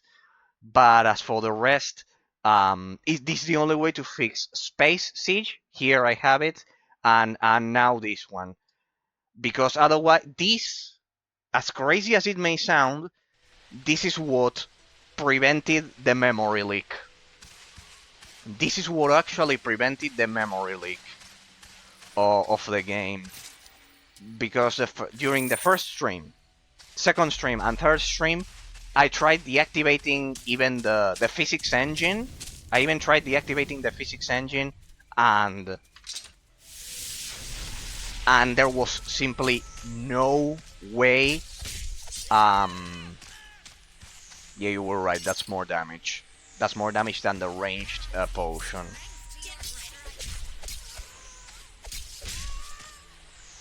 The thing is that I can get surrounded pretty easily.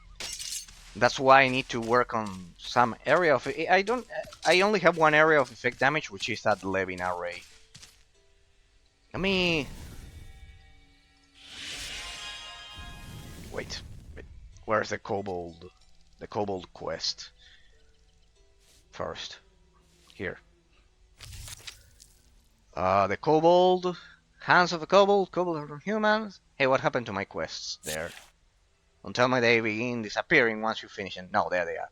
Attack of the Vegetable Vendor. This one. This one was the other one.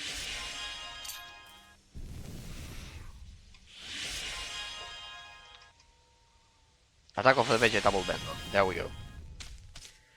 There we go. So yes, I tried kind of like everything, and it was borderless gaming was the only way to fix the mess.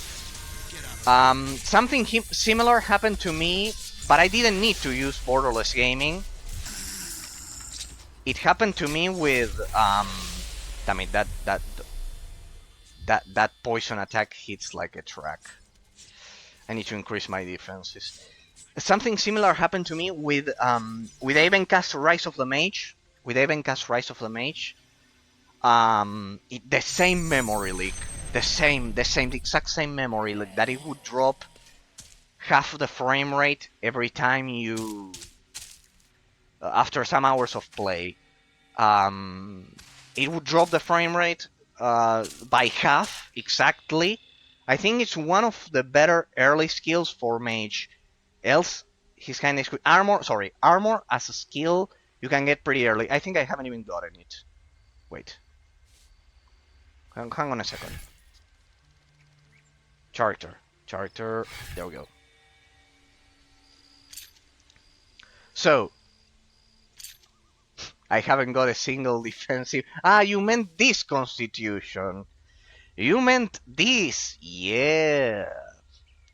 Pacifism is the one that you mentioned for PvP that I don't need. Yeah, of course, players PvP. Spell receipt. Ah, look at this. Look at this. Nefarious Netherworld lore. And is the other one that you... Oh, damn, I think we're fucked. Huh? I might need to use that character editor sooner than I originally thought. I think it's better early on for mage, else he's kinda squishy. Yeah, first I didn't know I was a mage. That was the first problem. The second problem is... Okay, yeah, I would totally use it early. Here's riding, which I will probably need. Ah, no, you don't need it. At damage, you can fight on top of your mount. Ah, interesting. This game will give us several afternoons of figuring shit out, because it's like an MMORPG basically. Wow. Okay, so you are telling me that I'm extremely squishy because of the fact that I'm a mage. Armor. So armor, constitution,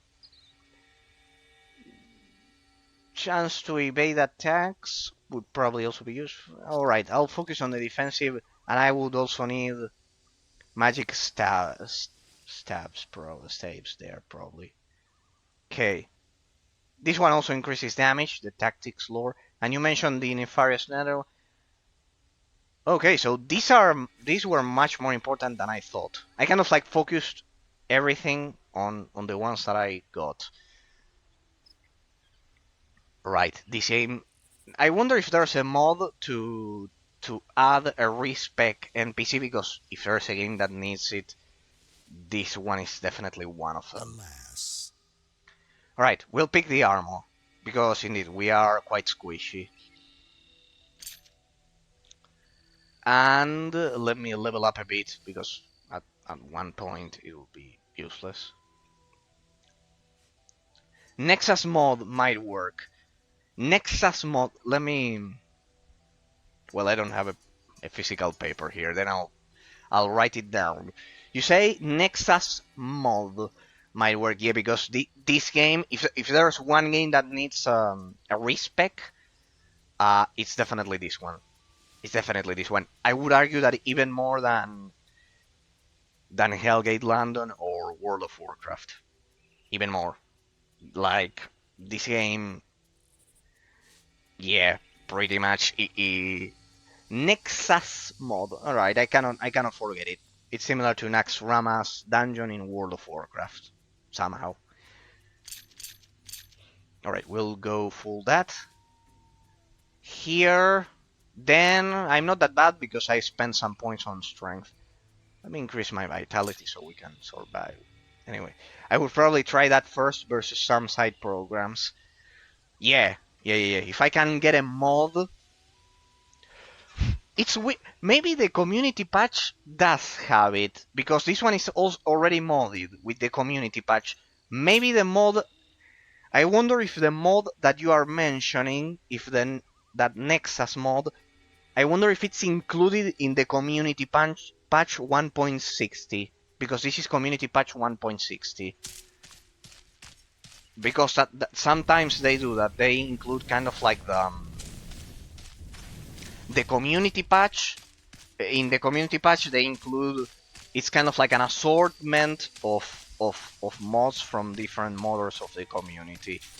I wonder if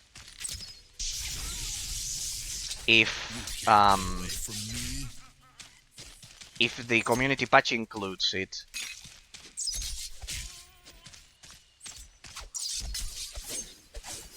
Run, fools. I don't know what that did, but The next fight will be easy now. the game doesn't explain you anything. The game is kind of like one of Ankaria's glorious heroes. The next fight will be easy now. The game doesn't explain you anything. It's like, well, there you go. I'll throw you in a huge world.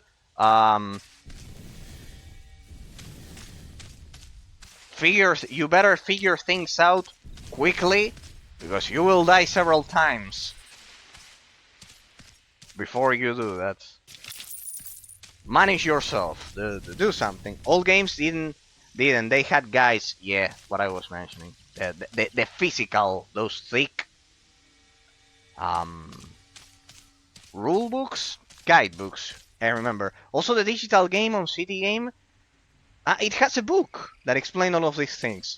Damn it. Damn it. I probably deleted it. Well, doesn't matter. I can find it online. Yes, this is definitely like you need the Dungeons and Dragons guide for this. In-game install folder. Game now on Steam likely has a PDF. Yeah, but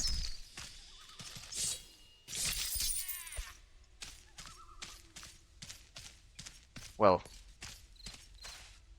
yeah, I remember that. I remember that back in the day, in physical games on PC had those thick game guides that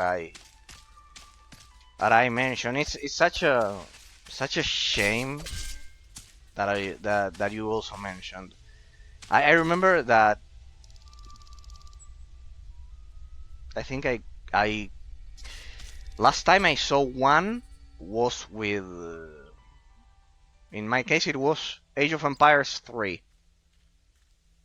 In my case, the last time I saw one of those physically, of course, then it has a PDF. It's something that they should somehow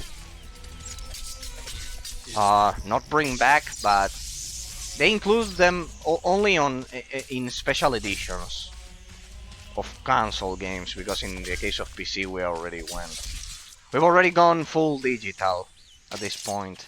And it's such a shame. Yeah, manual.pdf. You got it. Let me see. Thank you. A lot. Let's have it. I don't know, it's probably a link because of the dot. It's in install folder and the local English UK. The Steam installation. Right. Yeah. No, but I'm sure it's also online, but I'll search it because it's install folder under local English underscore UK. Okay. Okay. Let's do the Seraphim quest. Right. Yeah, the Steam installation. Damn it. Thanks a lot, Scarlet. Thank you. And there's the with the common English location. Manual PDF. Yeah. The complete path. Replace game with Sacred Gold. No, I bet I can also find it and download it, isolate online. Replace game with Sacred Gold. Yeah, of course, because of the path. Yeah. Alright, I'll look for it then. So I'm not. Though I figured out some things, but yeah, the finer details like the skill tree and everything you've been telling me, it's impossible without the. Well, eventually you figure it out, I guess, but it'll be much better for the stream, so people don't see me lost. Though we've done a lot of progress in the first during the first stream. I don't know if you watched it. I fought kind of like the first hour without any weapon equipped. Before realizing why I was getting killed, I fought 1 hour, the first hour of gameplay, unequipped, and it's pretty hilarious because you see that I'm saying, why the fuck am I getting killed without any kind of reason if I've already updated my gear and everything, and I'm playing the game correctly and I'm attacking them, and then I realized that my character was not using any weapon. So yeah, basically,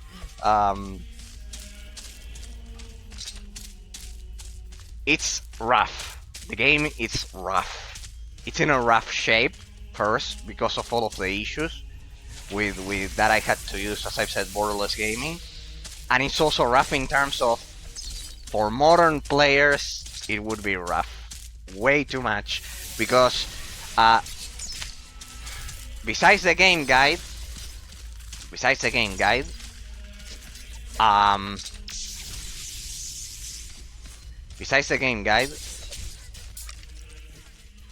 there's a boss among them. No, mobs first. There we go. Woof. Hey, legendary stuff. Alright. 3 slots. Good. The problem is that I cannot equip staves, sorry. God damn it. Let me get to that mine there. My main idea is to kind of like explore the map, do all of the side quests, and it will take me quite some time, and do a 100% completion of the game. Just one run, that boar hits like a truck. Is to do a 100% but first to explore the map, kind of like I started here and I completed all of the side quests. I went through here, and now today I think I made a lot of progress. We went from the shadowy catacombs with all of the amazing developer messages That section was amazing because the developer messages were like, this grave is dedicated to all of the NPCs that you are about to kill. This other grave is dedicated to, for example, to level 12 high elf warrior that got killed while farming too much. I think there was even a reference to what you mentioned of leaving the character um, uh, kind of like to on kind of like standby mode, AFK, uh, away from keyboard with so you can get experience. I think there was a reference in the graves. Now that you mentioned that at the beginning, that basically they knew that players would do that, and that's why they patched it probably. I assume because there was a kind of like in a funny tomb, a funny grave saying, um, this grave is dedicated to high elf warrior, and the name that died because the player went AFK. And the other one I remember was, and this tomb is dedicated to you, the player that is also about to die. And the other one said, don't laugh, it will happen to you. It will happen to you. And it did, and it has been happening to me since the beginning of the game. Right, looks like we reached, I don't know, I'm going backwards. Where is it? Well, I mean, it's as I've said, every time I look at the map, it's such a pity that a game like this is in such a rough shape, because not only because of how massive the map is, but because of the complexity of the gameplay system, like increasing your skill tree. Damn it. Increasing your skill tree by picking runes. Let me activate the Divine Gift. Alright. Because that's a boss. Run, fools. I think I did bind the Divine Gift to a hotkey. Damn it. Yeah, I think by default you can also raise class skills with runes to your level. It's the only way I found to increase them. It's the only way, pretty much. Only at the beginning. By default. If you have the perk that allows you to increase level, it can go. No, for real. 300 or 400. If you have the perk that allows you to increase level, it can go to 300 or 400. No, for real, the limit is like that. You can. You're telling. Wait, you're telling me that these go up to 400 or 300? They go up to that level. The one that had cooldown. That has a cooldown. Oh.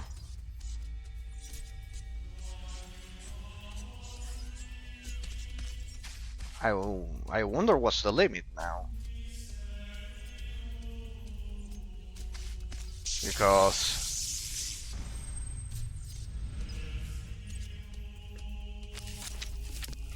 the one that had cooldown. You mean, well, at least some of them get to that level. Not all of them. The ones that had a cooldown. Wow. Well, it makes sense in a way because, I mean, you can play the game kind of like on 4 different difficulties. Like that will be needed. Though I still think it's a better solution than what Diablo 3 did, which was basically adding, placing a percentage on stats, on looted weapon for stats, and calling it a day. Because the Diablo 3 is like that. Like, you loot and we'll do the vegetable merchant. The other one is far away and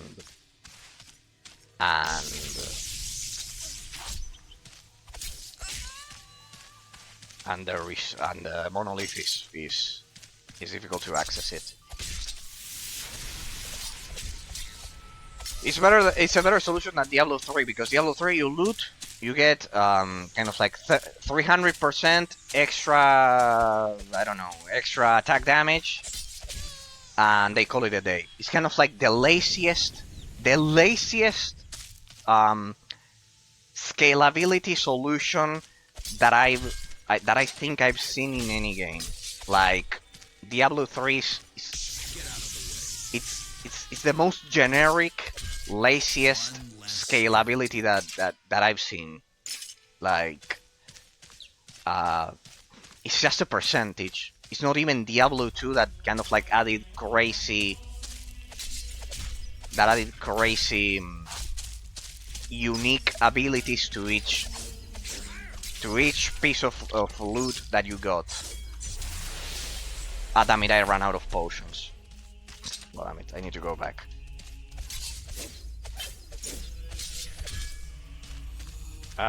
We can see, or I could try to finish the quest, because it's kind of like, it's not in the middle of a dungeon. It's kind of like in open field. If I get killed, anyways, we'll restart at that monolith. Luckily, I unlocked that monolith at the beginning.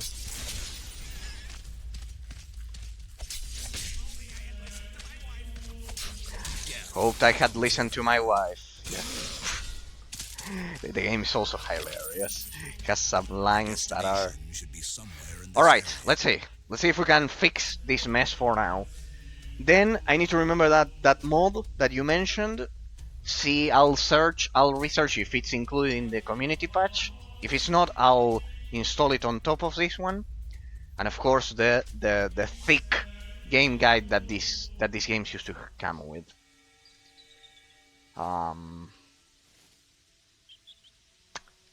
Let's see if we can fix this mess. I should also probably increase hafted weapons. No, not hafted weapons. I use this one, toughness, to survive so far. Yeah, probably. Yeah, desperately. Because how are you supposed to experiment if you cannot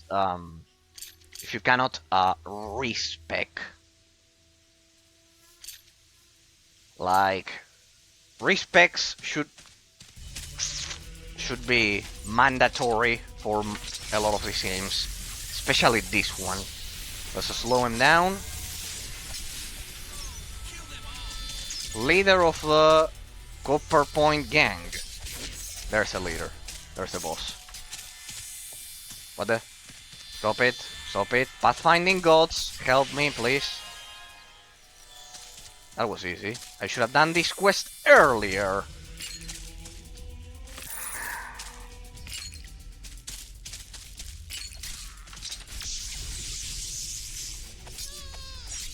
Definitely should have done this earlier. Well, anyways, we'll have plenty of time. There, it must be there. This? There's the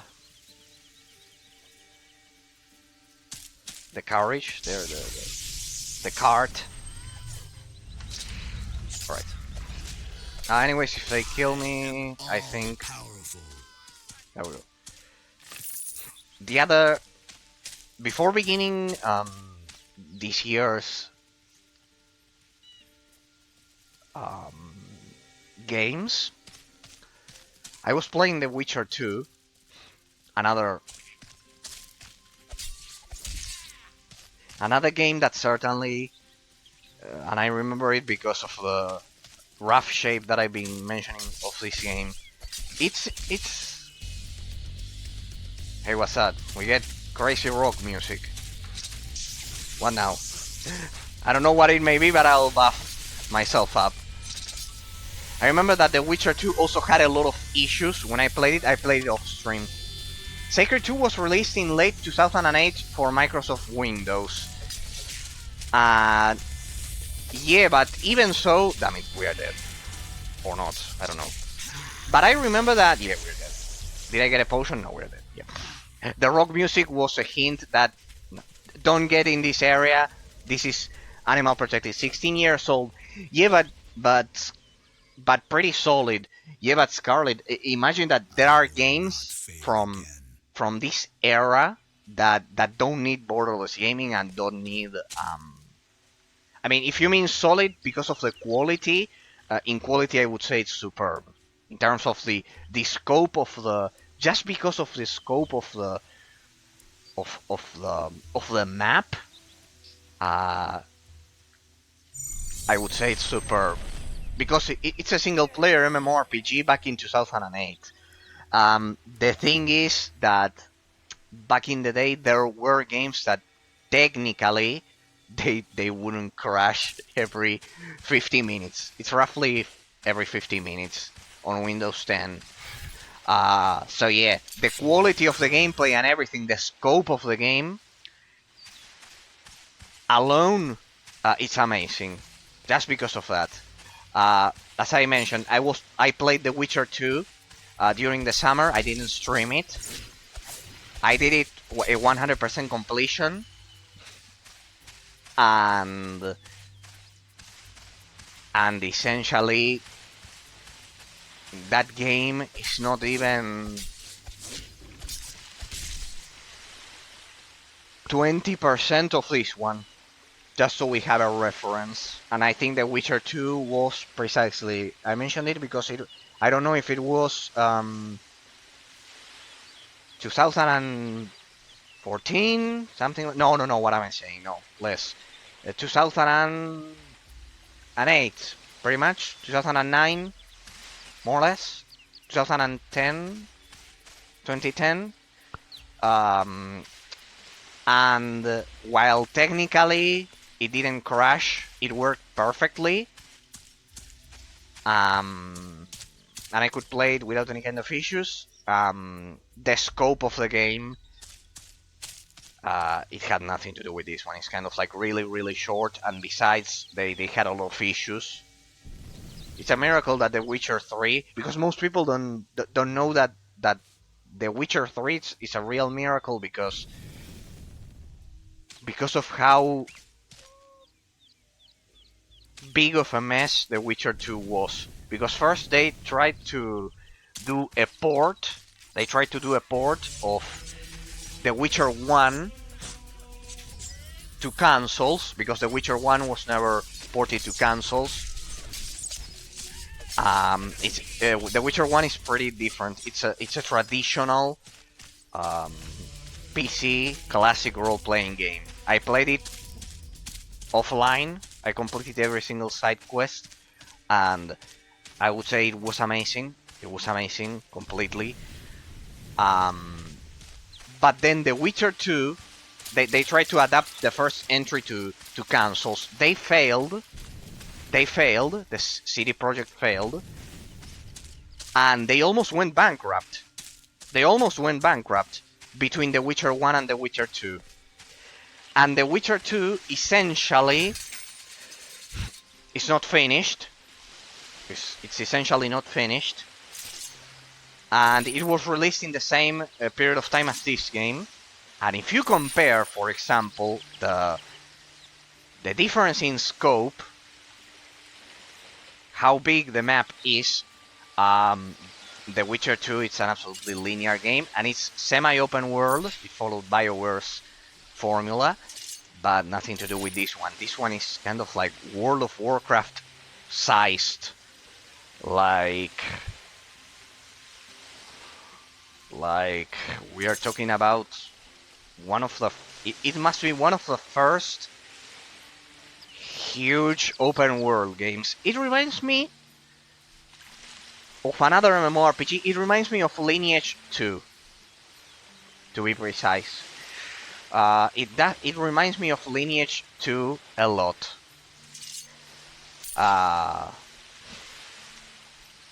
After this, I need to play the original Sacred 1.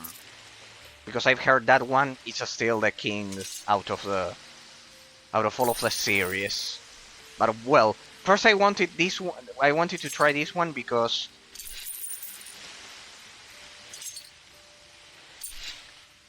the whole point is that I wanted to see if all of the reviews and reviews and reviews saying that the game was broken, if they were true. They were true. They were true. If you don't mod the game and you don't use borderless gaming on Windows 10, which is kind of like what most modern computers have, except for Macs, I cannot fathom what Mac users must go through in case they want to play this game. I won't get in that rabbit hole. But yeah. They were partially true, the reviews saying that it was broken. I mean, it was broken, but you can fix it. Similar to what happens with Space Siege and, as I've said, even Cast Rise of the Mage. It was a period of time in which the NVIDIA physics technology, it was a transition from 2D to 3D, kind of like for, not for console gaming, but for, let's say, high-end PC gaming.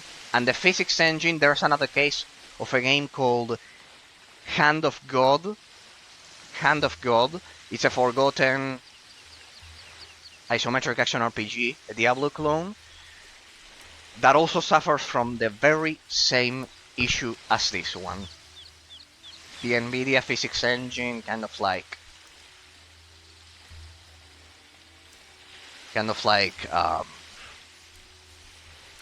messed it. Wait, 33, 51. I don't know. I have better what I was doing. I was comparing it to a different piece of equipment. Let me do that.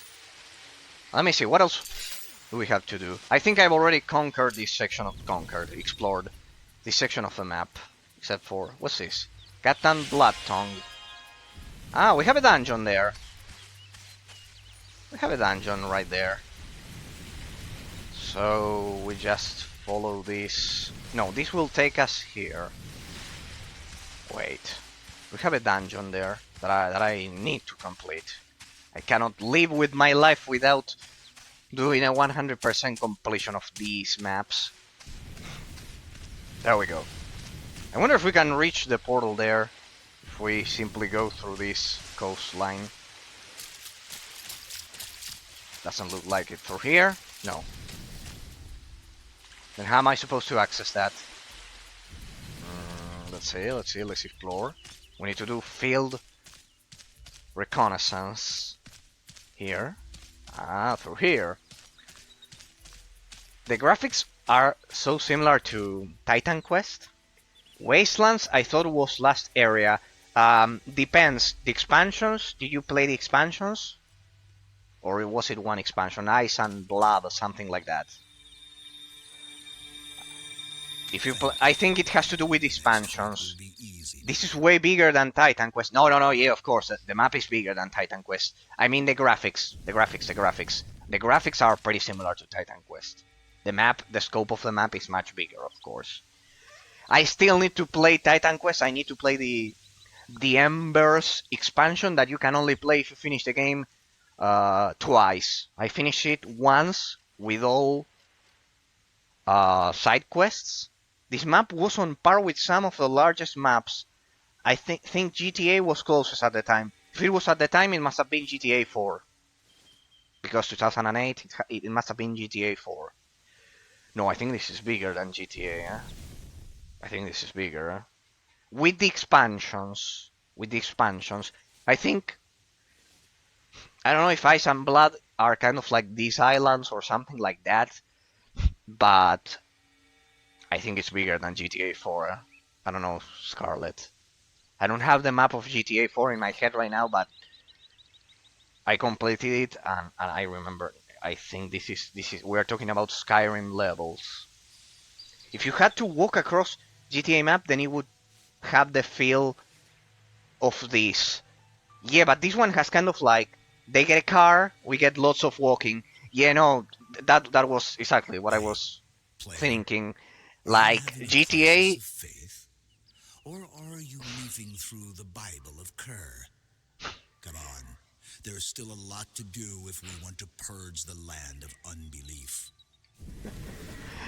I think that's the thing. GTA is kind of like linear, kind of like you can get to one point to the other, like completely linear.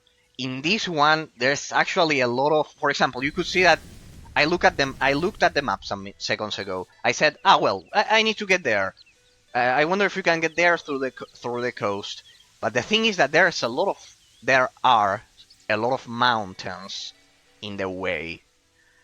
Kind of like the terrain makes it like Skyrim. I think that once I get a mount, it will be much faster. But it's a dead end. Then I'm fucked. I'm really fucked if that's a dead end.